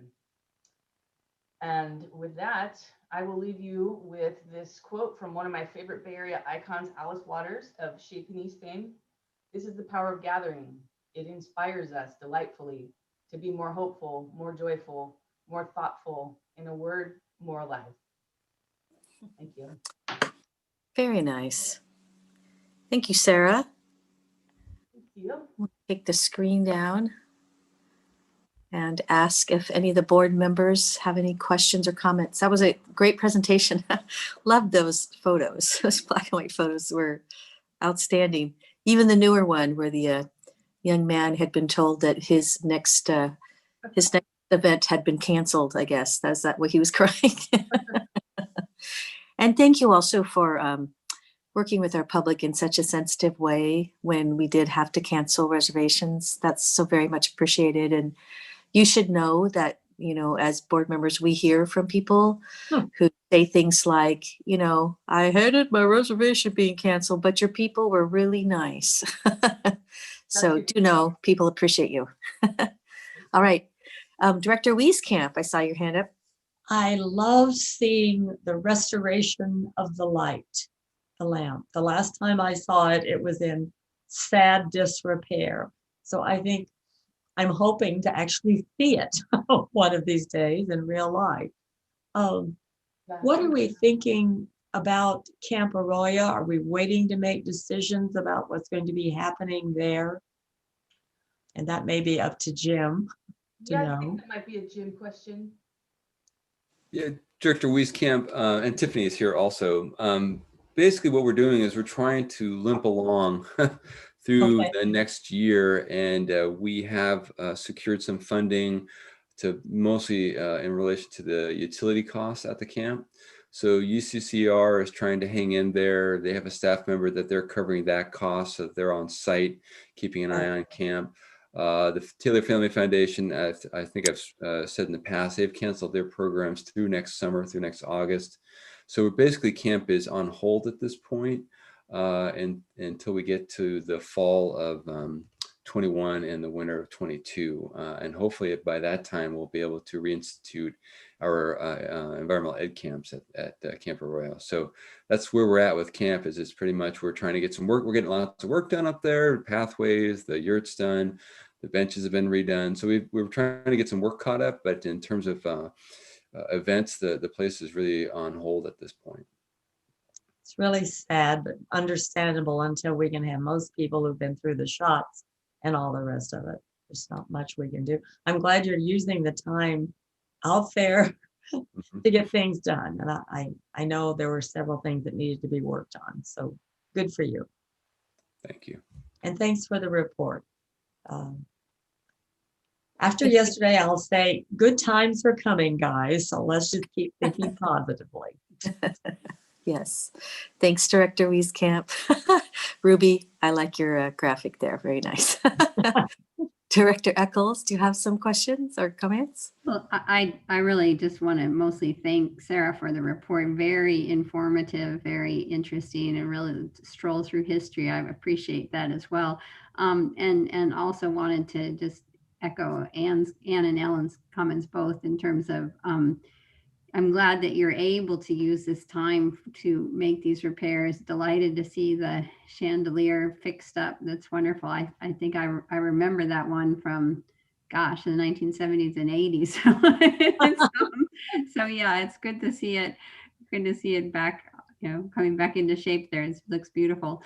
and all of the other repairs and craft work is also very nice. So thank you. I can't wait to see it all in person, and appreciate you making good use of the time, and also uh, as Ellen said, very sensitive in terms of the reservation cancellations, because I heard not only from people whose reservations were canceled and were happy that the staff was so great, but also they were delighted that they got money back too for some of those reservations. So, because I think people were really worried about that. So I appreciate you all handling that in a kind and compassionate way. Yeah, Kind and compassionate park district. Yeah. that full refund definitely was a blow softener, and it wasn't common, in working with these other nonprofit venue managers and other just venue managers around the Bay Area. Not everybody was able to do that. It's very uncommon. So that was pretty special. Yeah. That's why the park district is so special. And we appreciate that. Thank you. I have just a couple other little things. I wanted to mention, I also so much enjoyed you inserting photos of the employees, because as you know, as board members, there's some employees we see more often and some we never get to see. So it's so nice to put a name with the face of the people that are doing all the hard work out there and making things look nice and keeping up our wonderful image for the East Bay Regional Park District. So thank you for that. And then I wanted to ask a question. You made me think about it when you were showing the cart at the Temescal Beach House. Are we, I don't know what the situation is with Wi-Fi at some of these facilities. Are we looking to see whether we need to beef that up or not, or are things good? Because as you know, there's so many more virtual activities and will be into the future, I think, even when COVID goes away. Yeah, it's just something we're looking into. Facility by facility, the Wi-Fi varies. Temescal happens to have very strong Wi-Fi. They ran fiber out there not too long ago. Okay. So it's a good experimental location to start with, but it's definitely on our radar, and AV upgrades. Okay, that sounds good. And then my last question is, last time I was sitting on this committee, I remember you doing a really full presentation about the Martin Luther King Shoreline Center. And I was just wondering, I heard you say that there's some work in planning doing for updating, the outside landscaping, those sorts of things. Is there anything else moving forward based on that presentation you made a while back? I think the only thing that, basically we kind of took that project and broke it into maybe 3 phases. So phase 1 being, of course, stuff that we can do within our own department. So stuff that the building and grounds aides, a gardener, park specialists we can do. So we did some work out there, replacing, we had a lot of dry rot. So we did some work getting rid of that dry rot, replacing doors and door frames and things like that. We cleared out the front landscape area, and it's actually been a really fun project that our whole crew's been working on together. And these guys are taking project management lead roles for this living wall garden that they're going to build themselves. Nice. If you approach the building from the parking lot, it kind of goes at a diamond towards the water, and one side of the diamond goes out towards the kayak launch dock, and one goes towards the restroom. Well, that garden's going to go on the wall that's along the kitchen that goes out towards the kayak launch dock. So I should have put a picture in there. Our park specialist built a miniature of it so we could look at it and show it to Tiffany. And so that project's moving along, and things that we can do. And we did have a graphic designer do a rendering of, a concept page. Basically, it's not like, hey, we're proposing we do exactly this, but it was a concept page where we really expanded what was happening in that outdoor space. So there was more of a usable year-round space, another overhang cover area, and improvements to that. So that's just kind of in the here's a suggestion phase. But what we're doing for phase 1 is kind of where we're at. We're also having we have a contract to get the roof painted. That contract is, we're just waiting for some weather that stays above 50 degrees to get that work done. So we're plugging along. Great. I remember being so excited about that presentation where you showed, by just changing a few things, especially in the outdoor area, the vision for making that an even more user-friendly space and marketing it for the types of events that we see at Temescal Beach House, for example. And it just looked great, the hardscaping and the outdoors and all that. So I'm looking forward to that because that is a beautiful building too in its architecture, in such a special little place, looking out there at the marsh. And it would be just really nice to see that as a facility that gets even more use. So I'm looking forward to that. I am too. I agree. It's actually kind of my pet facility. It's a favorite of mine. So. Yeah, it is very nice. It's a little sort of unknown gem. So I look forward to you polishing it up a little bit. Great. Okay. Any other questions or comments on this? Thank you. Yeah. Thank you for all your Sarah. hard work and changing gears and jumping in. And like I like to say, not skipping a beat, even though we have some challenges. Appreciate it very much. Please thank your crew and everybody else who works out your way. Let them know we appreciate what they're doing. Thank you. Okay, I'll see you later. All right. Our next item is the item 4, the PG&E gas line decommission project at Tilden Regional Park. Good afternoon. Nate's here with us. Nate Luna's here, our program manager over in encroachment permits and major maintenance. So just a quick introduction to this project. We were approached several years ago by PG&E regarding a challenge we had with a gas line that feeds the Brazil building. It was a safety hazard. And they approached us wanting, and Nate's going to get into more of the details, and he has some great pictures of it. But, it was an opportunity where at first we're kind of like, well, that's not our problem. That's PG&E's problem. Maintain your gas line. Why are you coming to us? We started continuing to talk about it, and we started to look at it as, well, maybe there's an opportunity here. As all of you know, we have a large asset, great number of assets here in the district that need a lot of maintenance. A lot of them are approaching their service life. Brazil building is one of those buildings that has a lot of old infrastructure. So we started thinking about it some more, and we started thinking, well, it looks like there's an opportunity for us to get some of our capital maintenance done at the facility, some incredible work done here using PG&E to get that done. Didn't quite work out as smoothly as we thought, but it happened, and Nate's here to talk about it. I think it's an interesting story. So with that, I'll pass it off to Nate. It's one of those trying to make lemonade out of lemons. We got a little bit of that. So Nate, I'll pass it off to you. Welcome. Lemonade. Welcome, Nate. Thank you. It's so good to see you all. See if I can share my screen here.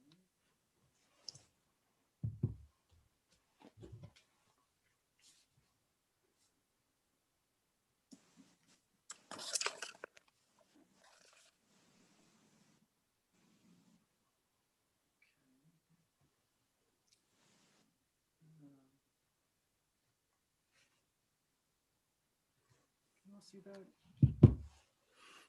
Yes, we see it. Oh, wait, that's okay. Hold on one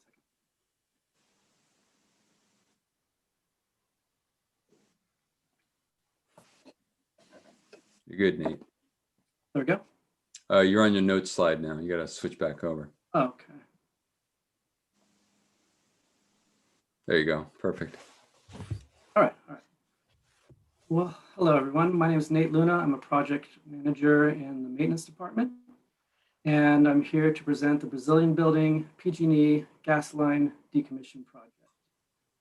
And as Sarah's presentation so beautifully illustrated, one big aspect of this project that we've kept in mind is that the Brazilian Building has a historic significance. And what I explained to our consultants and designers is that the Brazilian Building is considered the heart of the Park District. The building hosts weddings, memorials, dedications, and Park District celebrations and ceremonies. And throughout the project, we've had several folks from PG&E or subcontractors say, my best friend got married here, or we got married here. So I just wanted to make that point that we kept top of mind the historic and cultural significance of the building. So this project's objectives first was to decommission the PG&E natural gas line that services only the Brazilian building and the residents.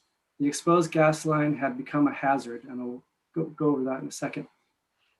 We were to receive some electrical upgrades, and as PG&E states, reliability upgrades. We were to have PG&E facilities upgrades, a new transformer and a new service, electrical service, and as well as retrofit and upgrade the Brazil building and residents to electric and propane gas appliances. That's the water heaters, the stoves, both the commercial stove and the resident stove.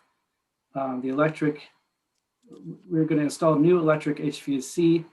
Prior, there was a gas furnace, so we were gaining air conditioning as well as economic HVAC, and retrofit the fireplace. PG&E was also going to build a dumpster enclosure so that we could come into compliance with Contra Costa Health Department code and build a propane tank enclosure and install a new propane tank. So the project was at the Brazil building. And if you see down here, this is the Parks Hill HOA. This is the area where the gas line comes down into this little valley right here. This is Wildcat Canyon Road, where the gas line runs along Wildcat and services the Brazil building. Here's another shot of that. It's the Brazil building's over here. Here's Wildcat Canyon. Here's Anza View.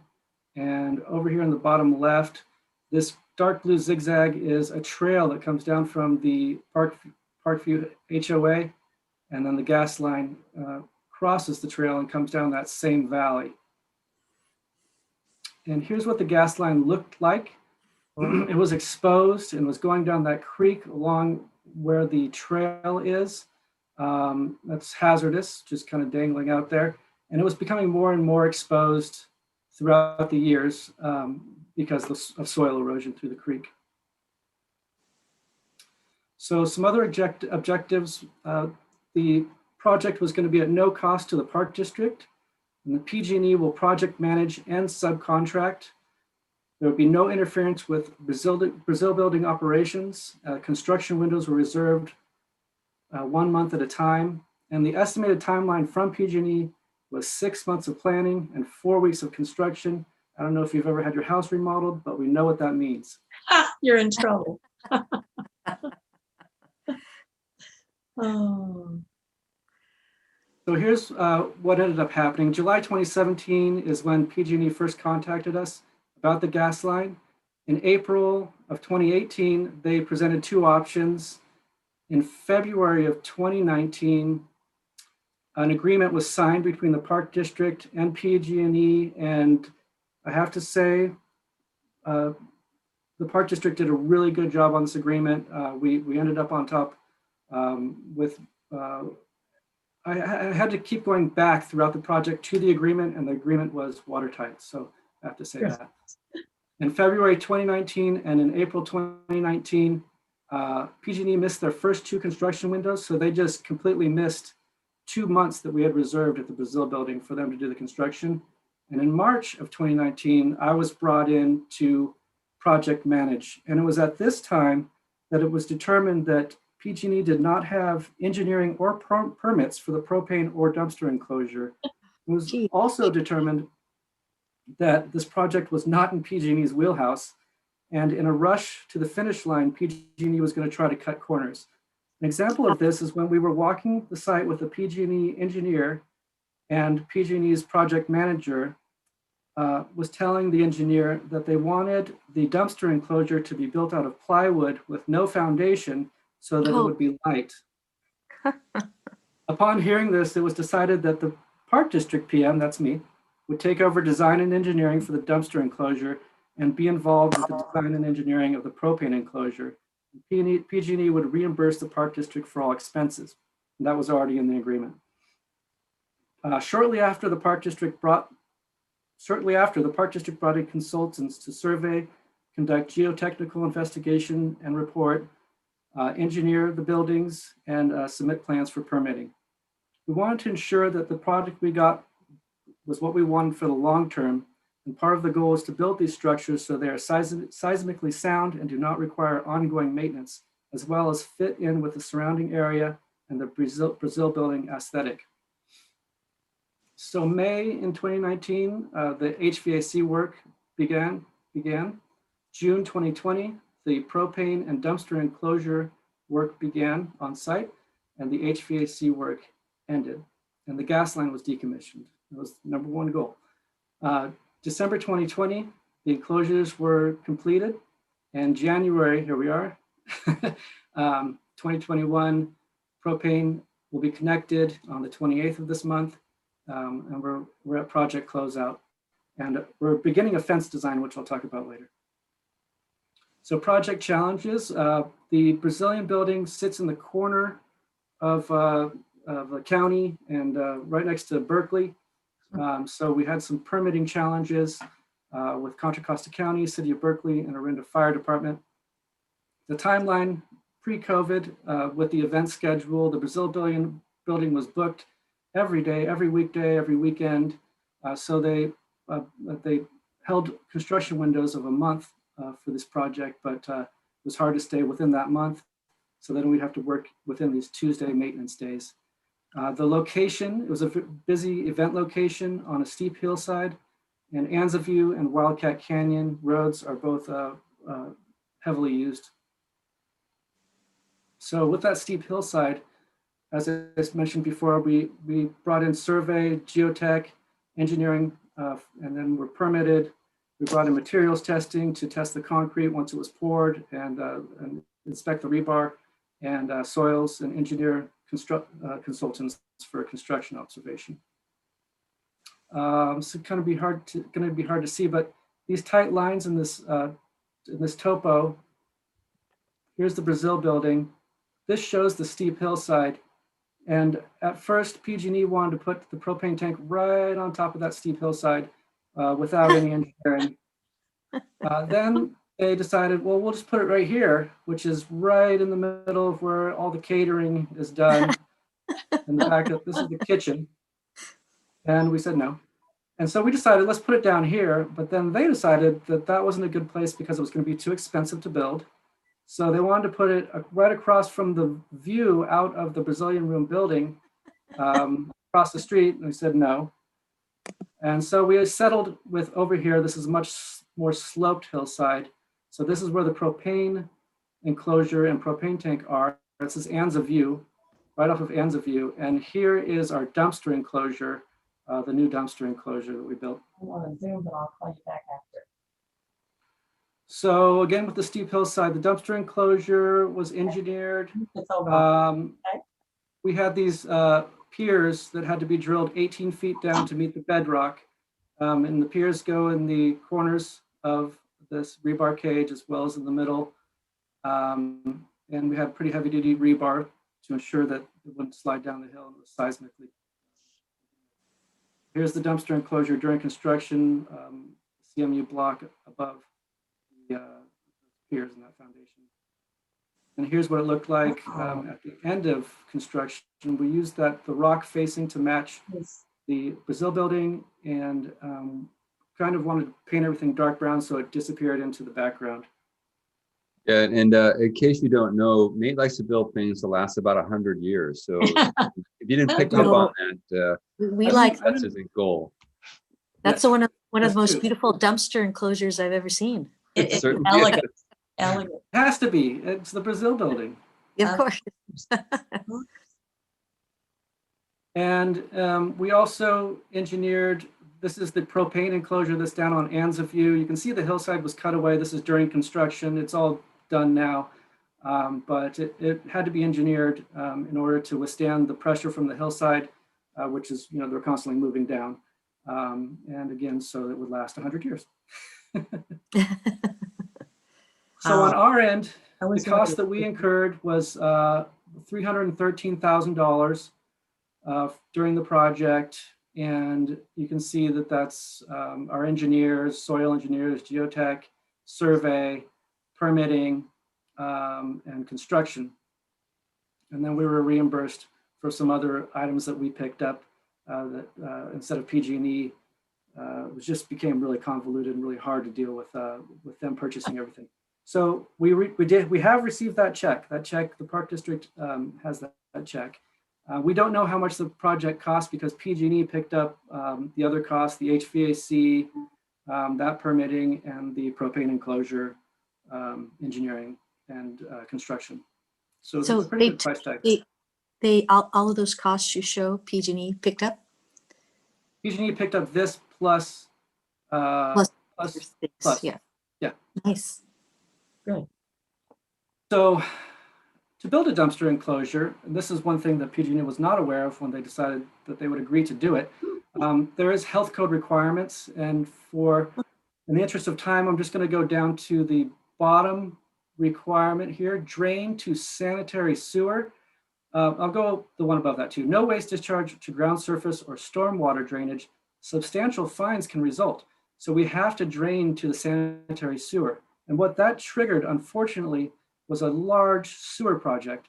The city of Berkeley manhole is right here, and the Brazil building is here, and our sewer from the Brazilian building and residents and the island restroom go down a main sewer line and connect with City of Berkeley's sewer.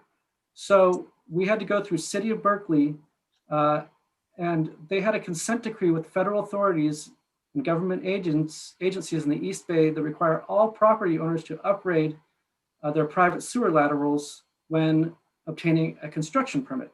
So before we did the construction, before we were actually allowed to have a permit on the dumpster enclosure, we had to rehabilitate this whole sewer line. So that was an offshoot project from this project. And we call that the Tilden Sewer Main and Lateral Repair. There's about 1,500 linear feet of main and about 300 linear feet of lateral that was repaired, along with 5 manholes that were either replaced or repaired. And that sewer line was in pretty bad shape. There were backups, annual backups at the island restroom and the Brazilian building. So it was past due to get this work done. And we just kind of expedited because we needed it done in order to get the permit to finish this other project. It's great. I'm happy it was done. So here's the summary of that. And it does help us with annual maintenance. We had roots. We had to get roots out of this area right here where this manhole is being replaced. There's a big crack between the lateral and the manhole. And as well as up at the Brazilian building, it was all clay pipe and it was offset. They couldn't get the camera through it because it was cracked and offset. So all that's repaired. It's all beautiful, brand new sewer line now. That cost us about $270,000. So our project accomplishments, we modernized and with efficient appliances and equipment, the HVAC, water heaters and stoves. We have electrical panel upgrades, electrical service upgrades. The project was designed and engineered with Park District long-term vision standards and aesthetics in mind. Our dumpster enclosure is in compliance with Contra Costa Health Code. Our propane enclosure is built to last, and our sewer lateral and main are repaired and in code compliance. And there's less annual maintenance for the Park District. Lastly, I wanted to discuss this, the fence. We built this temporary fence for the construction, and this closes off the service entrance where the caterers park their trucks during events. But our main goal was to close it off so that our construction site would be safe. And having this built, it seems like a good idea to keep it because it does close off the service entrance. And talking with staff, sometimes people don't see the main entrance. It's kind of tucked around the corner. And this is right off the parking lot. So we decided to bring in an architect and designer. And this was the first kind of design we were looking at. Sarah Lamborn provided this to create a fence, gate, and screen for this service entrance, but one that aesthetically complements the buildings and the surrounding area. And with that, I'd like to open it up for questions or comments. Well, beautiful. We're glad you're on our side, Nate. Thank I you. wanted to say, well, what was your first clue when you figured out PG&E was needed some help? That's the nice way to put it. Thank you very much. It looks beautiful, really. I'll open it up to board members. And Director Wieskamp. It's 2 hands, and thank you, Nate. They must hate to see you coming, but I'm so glad you're there because you're We've had not some just, conversations. it's not some just tough conversations. safety, it's also aesthetics. Mhm. And the combination in a very complicated, just looking at that sewer line. I mean, you never know what you're going to get into with a park district project till after it started. But thank you so much, and I agree.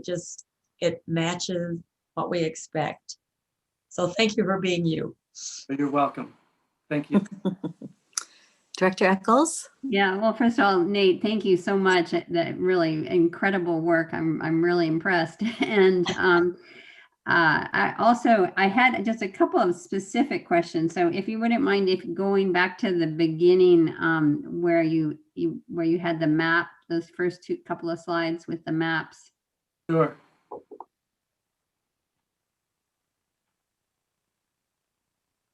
You're looking at the gas line alignment there? No, actually the map of the project at the very beginning of his presentation. I was just trying to place, this is what I was wondering about. So what, I was curious, so I didn't quite catch the connection between the Park Hills HOA and the Brazil. What was happening here at the Park Hills HOA?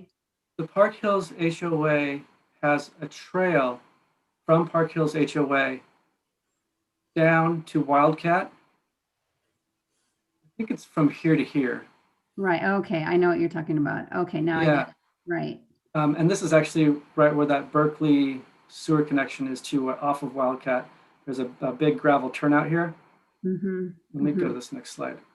Okay. Illustrate it a little better. Okay, So here's that gravel turnout. Park Hills HOA is up here. They have this trail that comes down, and that is the exact same location where the gas line comes down. Oh, okay. Oh, that's very helpful. I've walked on that trail before. I know exactly where that is. That's very interesting. Okay, thank you. That helps. And then another specific question that I had. So when they missed their project windows between that February and April of 2019, were we out money for that in terms of not being able to rent the Brazilian room, or what happened with that? Yeah, we were definitely out of money because we had put those off the reservation schedule. So yeah, we did lose money in those 2 months. So did we get anything back? We did not. Not that I. No, they were active. PG&E was active in planning during that time. So they were in and out of the room. They just didn't start the construction project. And Sarah was going to add a little bit onto that. You're on mute.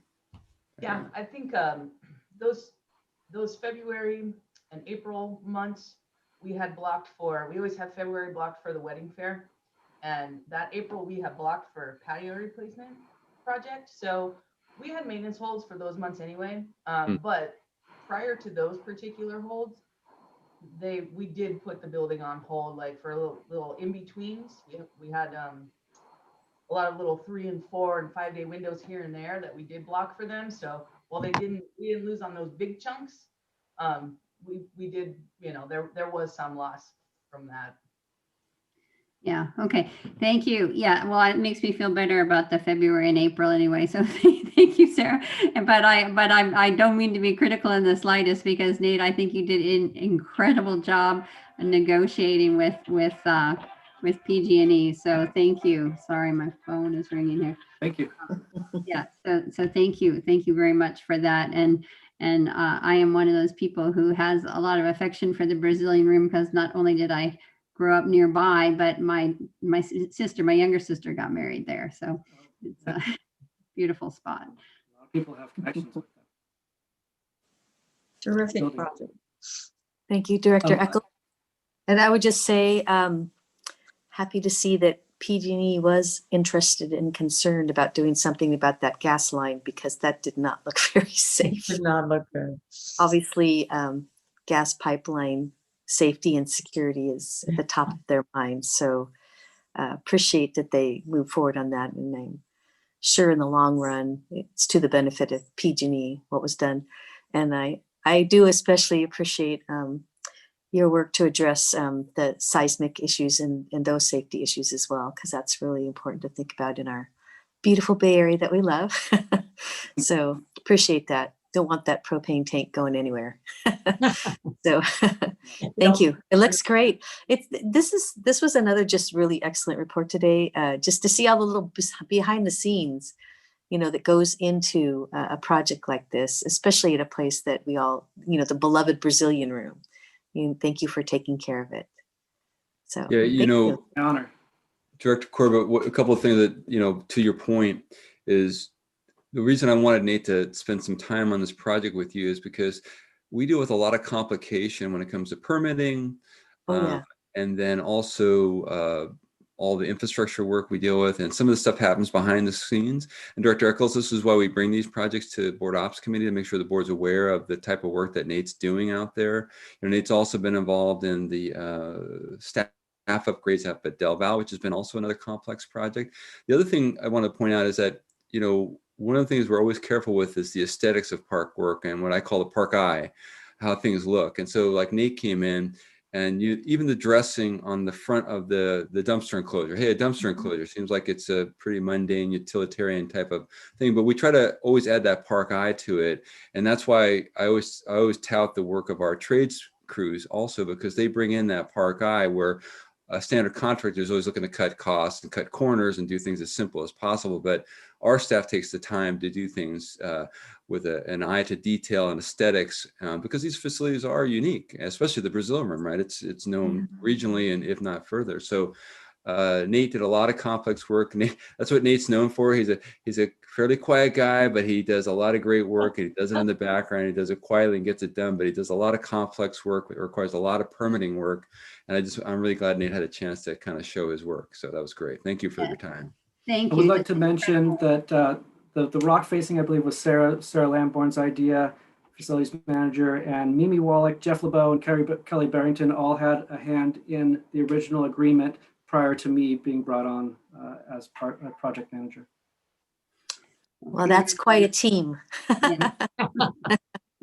That's one of the East Bay Regional Park District's all-star teams. Thank you for mentioning them too. Director Wieskamp? If we're grading, you got an A+. Oh.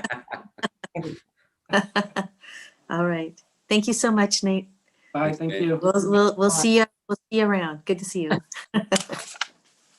Everything else by Zoom. Yes. So our next item 5, is the 2021 Board Operations Committee Draft Work Plan Review. Is everybody okay to forge forward? Anybody need a break at this point? No, I'm fine. We're good? Okay. All righty. Please take it away. So just a quick intro to Ruby's presentation is a reminder, Director Eccles, we have a process in Board Ops Committee where we present a draft work plan for the next year with the prior committee. And then when the new committee gets seated, we review that work plan and see if there's anything else we want to add with the new committee. So this is Ruby's work. She has been doing this for several years. So I'll pass it off to Ruby. All right, good afternoon. I'm Ruby Tumber, Management Analyst for the Ops Division. I don't think this is nearly as exciting as the dumpster enclosure, but I will do my best. This is the work plan for our committee. It's a steering document that outlines everything we aim to cover within BOC. We revise this item throughout the year. Things can get pushed out. We may add more items, but this is your opportunity to chime in and advocate for anything that you would like to be added to this work plan.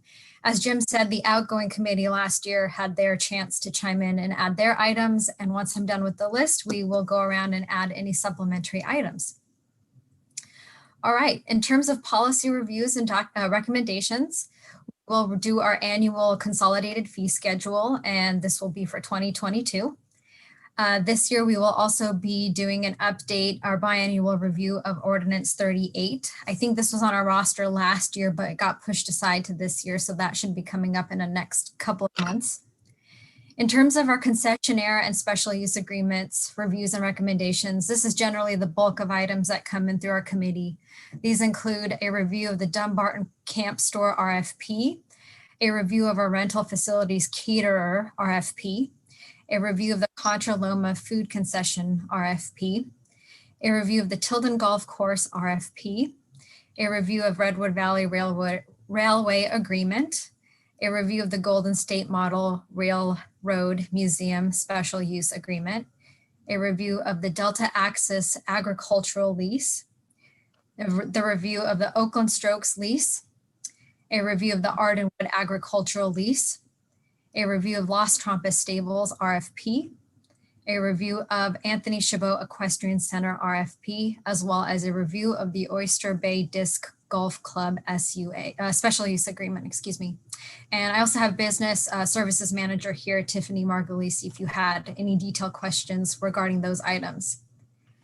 In terms of informational reports and discussion topics, we have a list of items that we kind of rotate through year to year. So if we have 3 updates from 3 of our park operations units this year, we'll have the other 3 the following year.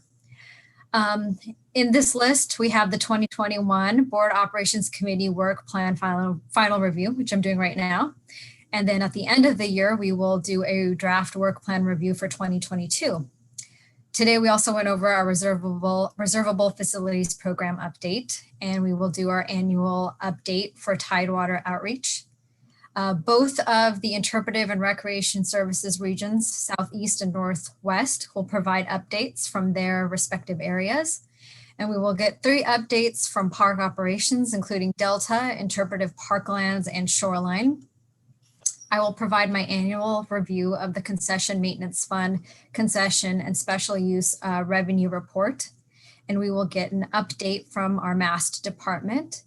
We will also receive an update from our camping program. And as we just saw, an update from the Civicor crew. This item was added from one of our last year's directors, an update on the Redwood Canyon Golf Course, as well as a request to update this committee on our trails cruise. Do we have any questions regarding these specific items? Board members?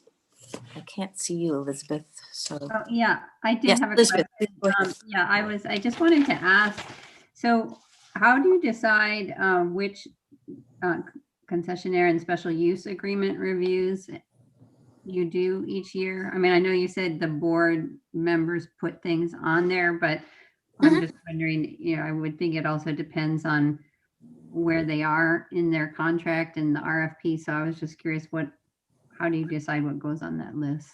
It's exactly that. This list wasn't by any means completely populated by the former committee. In the same way that we're coming to you with the draft, we presented them with the draft, and that draft was largely populated by our staff. And in terms of those business services items, they came from Tiffany and her staff based on like when agreements are coming to an end and when they can be renewed, when they can be extended. So on their own individual timelines. Okay. Okay, that helps. Thanks. thank you, Director Eccles. Director Wieskamp, do you have anything? Hey, I was happy with it just a short time ago, so I'm happy with it now. I know you I'm got always to amazed what we managed to get through. So you'll have to help us newbies with what you heard last year. I have a couple of questions or comments on the 2021 Ordinance 38 biennial review. I'm just hoping that we can, that's a pretty, comprehensive thing, the mysterious Ordinance 38 that we always hear quoted many different places. So I'm just hoping with that, in advance of whatever meeting that's scheduled for, we have an opportunity to get some, the background material, in advance. So, and sort of head us in a direction as to what you're looking at as far as any updates or whatever. Because I think that one is one that it'll take a little more prep time for a committee meeting, because that's, that's big and that's serious. And, over the last couple of years, we've heard board members comment on ordinance 38 issues. So that one's big. So that would be helpful. And then always look forward to the Oakland Strokes lease and the Oakland Strokes outreach program. And I understand there's some progress in that direction. So look forward to that. Do we have any cell tower agreements that are coming our way this year? Did I miss it? Scroll up and double check. And we've got Tiffany here too, who can address that. We took care of several in our last meeting. Yeah. It doesn't look like we do. I know we have an internal list that's almost like a less officialized one that we call our look ahead calendar. And within that, we have a parking lot of possible items that we may add in through the year. And I think we might have one, but it could be pushed till next year. That's why it's not on this list. Mm-hmm. Do we expect any new requests for cell tower siting coming up at all? I'm just wondering again, with the new world we're in, whether there's more interest in new sites to carry traffic. Yes, Jim. So Director Corbett, the one that I am aware of, and Tiffany, I'm sure is thinking the same one I am. We did a 1-year extension for there's a couple items. One is we did a 1-year extension for the PG&E communication site in Black Diamond, and we'll have to address that sometimes towards the end of the year. Then the other one I'm thinking of is we were recently approached by Contra Costa County to build a new facility in Carquinez Straits regional shoreline. That's just above the city of Martinez up on the hillside on our property.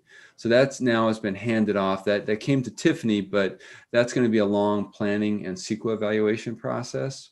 So that's been handed off to our planning group under Brian Holt. So that'll come through it.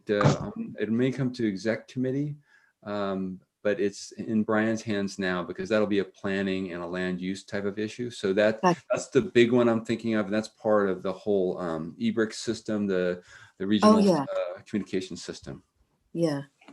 Okay.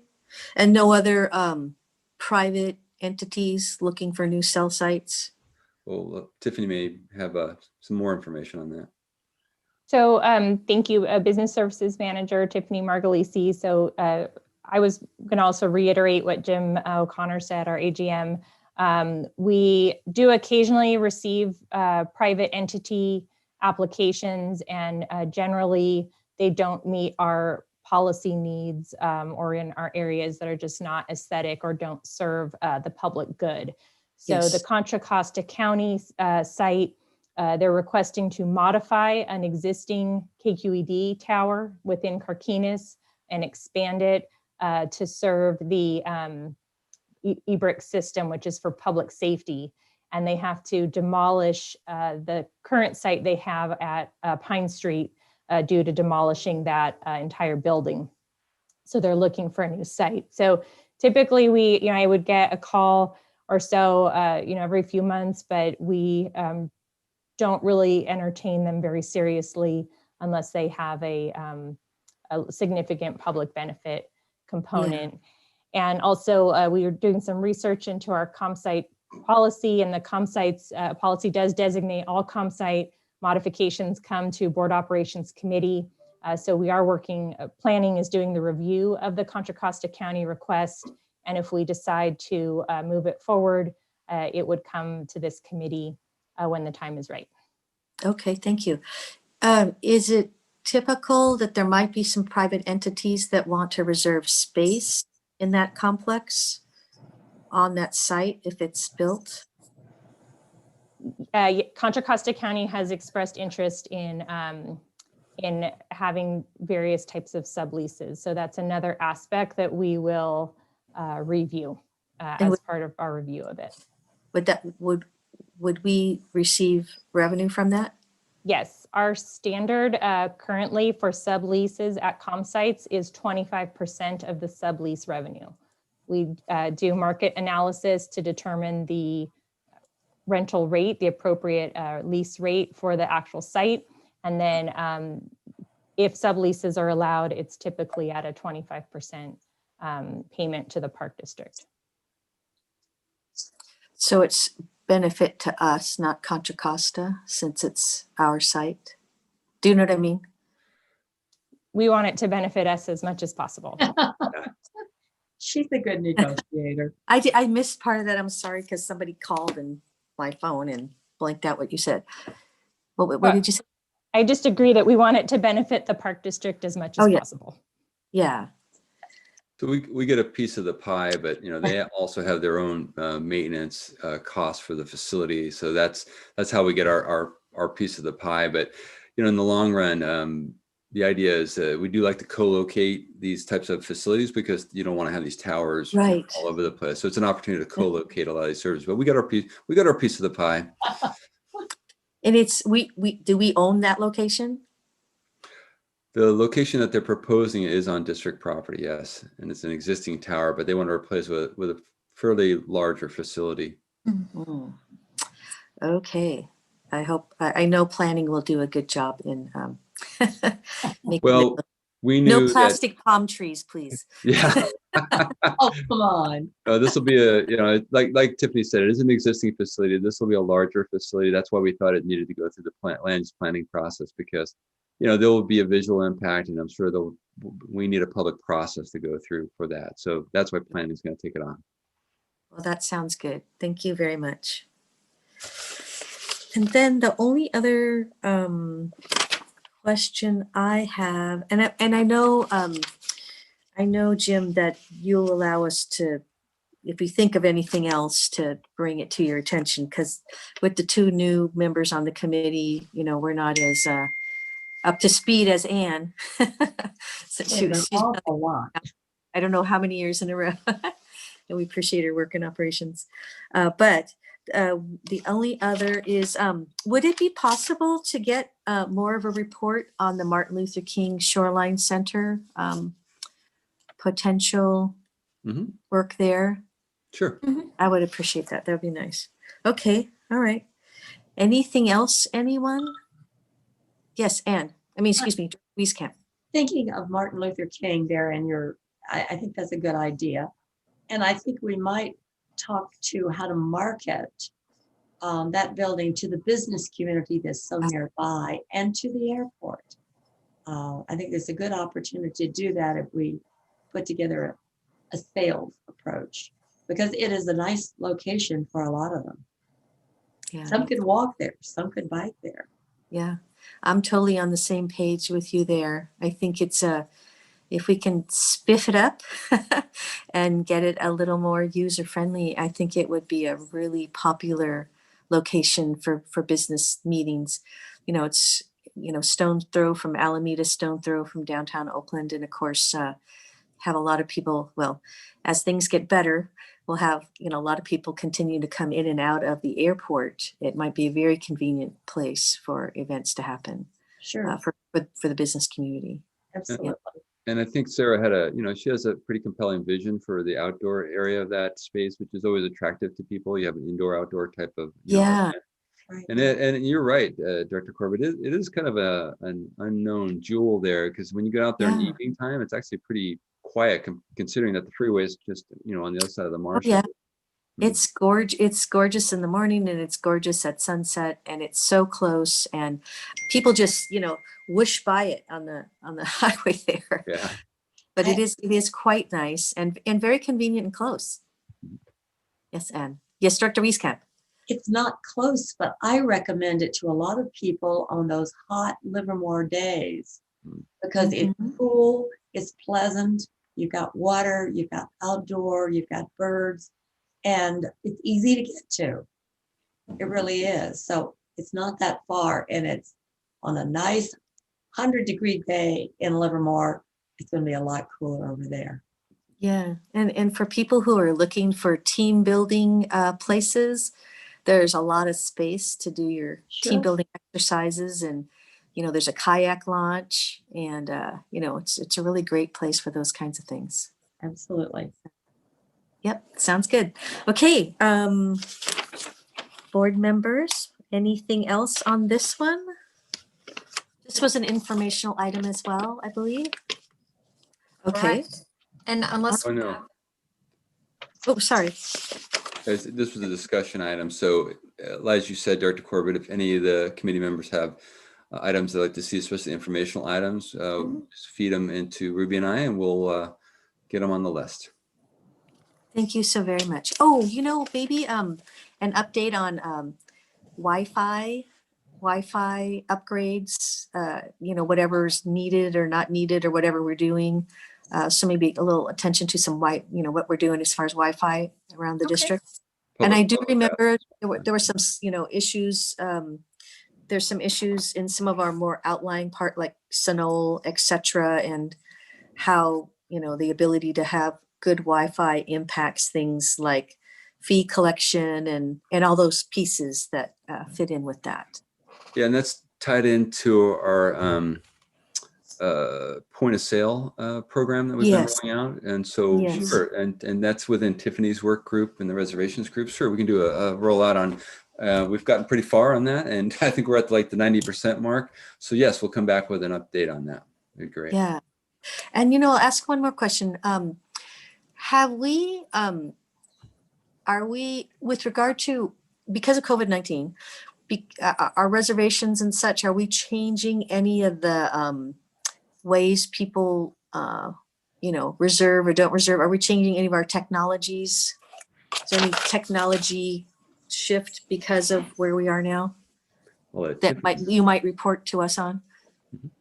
Hi, Tiffany. Hi, sure. I can give a few reports on some things we've tried this year and experimented successfully with. As we know, Ardenwood Farm was briefly open, and we did that through a registration system. So we allowed people to reserve or register with their social bubble for a specific time slot so that we didn't become overloaded or have people queuing in lines. That was really successful, and we will re-implement that when Ardenwood opens. And then we will use that same model for Tilden Little Farm. We're all ready to go with it as soon as we get the okay from public health. And also we did some pilot of allowing the boat launch and quagga inspection fees to be purchased online. We've had some mixed results, but we're happy to be experimenting with these things so that people can pay their fees in advance.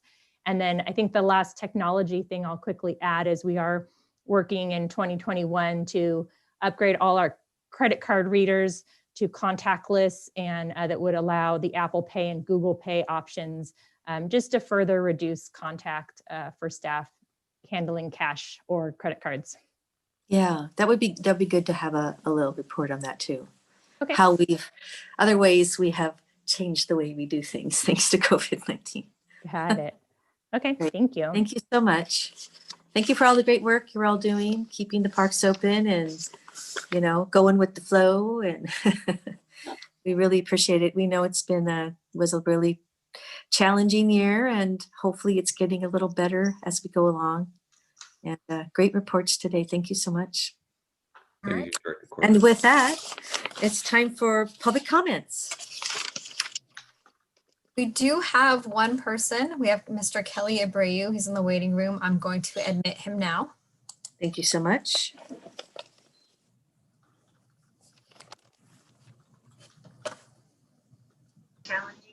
Hello, Kelly. Welcome. Hi. Hi. Hi, Mr. Abreu. You will have 3 minutes for your public comments. I'm going to start the clock right now. Yeah. So it seems like, if you remember, I'd like to go to Mission Peak topics. If you recall, you ran a lot of cell phone tracking data, and you determined that Mission Peak was one of your 2 most popular parks, along with Chabot, and it drew visitors from the widest and broadest region. And so given that it has an odd status as a red-haired stepchild, Look at, when you go in there with that keen eye and you look for upgrades and opportunities, look at the toilets. What do you see? You see porta potties. And what does that mean? It's a hidden maintenance cost where you have trucks putting out diesel and carrying sewage around as opposed to pipes. Now I know the pipes clog, but just think about the beauties and the smells of better toilets at Mission Peak with sewage, and the volume there really justifies that idea. And some of you in this meeting were at the liaison committee. We're talking to the city of Fremont. You remember that that city worker who said we only have 9.5 acres at Rancho Aguero Historical Park? Well, it's kind of like a football game where instead of trying to win the game, you hide the stadium. You don't tell people where the stadium is. When you look at Mission Peak, you see 900 acres that's leased. And you know what else you see? 1,400 more acres starting from Ohlone College, going all the way south to the county line, owned by the city as open space. I kid you not. It's a marvelous opportunity for expanded hiking and biking. Finally, when you go to Ordinance 38, before you get to Ordinance 38, let's look at the basics. Why don't you look at the US Constitution? We heard a lot about that yesterday. You know, the Constitution, the 14th Amendment, and it talks about equal protection under law. Your police handed out a ticket for $40, $43 last week. And another car who violated the same law and did the same thing, they got charged $63. That is unequal treatment under the law. Two cars violating the same law, getting charged two different prices. How could that happen? Coordination, lack of constitutional awareness, 14th Amendment protections, a lot of problems here. And this board, this operations committee, there's something called the public safety. You have regular meetings, monthly meetings with the public safety department. I hope, could you bring this up? Ask them how to coordinate with the city such that everybody gets charged with the same crime, the same ordinance, and pays the same fine. Because we have pictures posted on the internet, we'll send them to you from a couple of days ago. 2 different tickets. It's actually unconstitutional. It's rare that you find a constitutional violation going on right in front of your face. And it's clear as day. Mr. Abreu, sorry to interrupt, your 3 minutes are up. Well, thank you so much. And muito obrigado. And thank you for the Brazilian room. Muito obrigado. Thank you, Kelly. Bon dia. All right. And I'm sure Mr. O'Connor will get back to us and inform us what's going on. Thank you very much, Kelly. All right. Any other public comments? Okay, it's time for board comment. Who would like to go first? Anne, do you have any Director Wieskamp, do you have any board comments? Thank you for a great start to the year. We've got plenty to keep us busy. And all of you. Thank you, Director Wieskamp. Director Eccles? Thank you for some really wonderful presentations today. I appreciate all the hard work and very interesting. I see why Jim told me this is the fun committee. A lot of really good, interesting, fun things to learn and work with you on. So very excited. I'm really happy to be on this committee and look forward to working with everyone. Thank you. Thank you, Director Eccles. We're happy to have you too. It is a great committee. That's why I'm back too, Jim. Thank you. It is really, really wonderful. We get to hear all the great projects. So with that, it's time for comments from the Assistant General Manager. I'll keep it brief, committee members. It's really quick. We're in the process of a recruitment for our Chief of Mast replacement. Richard Guest is holding down the fort as the acting Chief of Mast, but we're in process. I'm hoping to have that selection done and that person in place by mid-February, and hopefully no later than end of February. That's a critical position in my team, so I'm excited about moving forward with that. Also, Mike Moran, who is our supervising naturalist at Big Break, he has taken on the acting assignment to backfill Dave Zuckerman's position, the INR manager for the Northeast region. So he's taken that on, and we're glad to have him on board, and that's very helpful. I'm sure Ann is very glad to have him on board. So just want to give you those couple of updates, what's going on in operations. Thank you. Thank you very much. Another example of amazing employees. Thank you. I think that's a good choice. Very good. Yes, yes, very much so. All right. With that, motion to adjourn is in order. So move. So move. Seconded. And without objection, we're adjourned. Thank you all. Great Thanks, to see you everybody. all.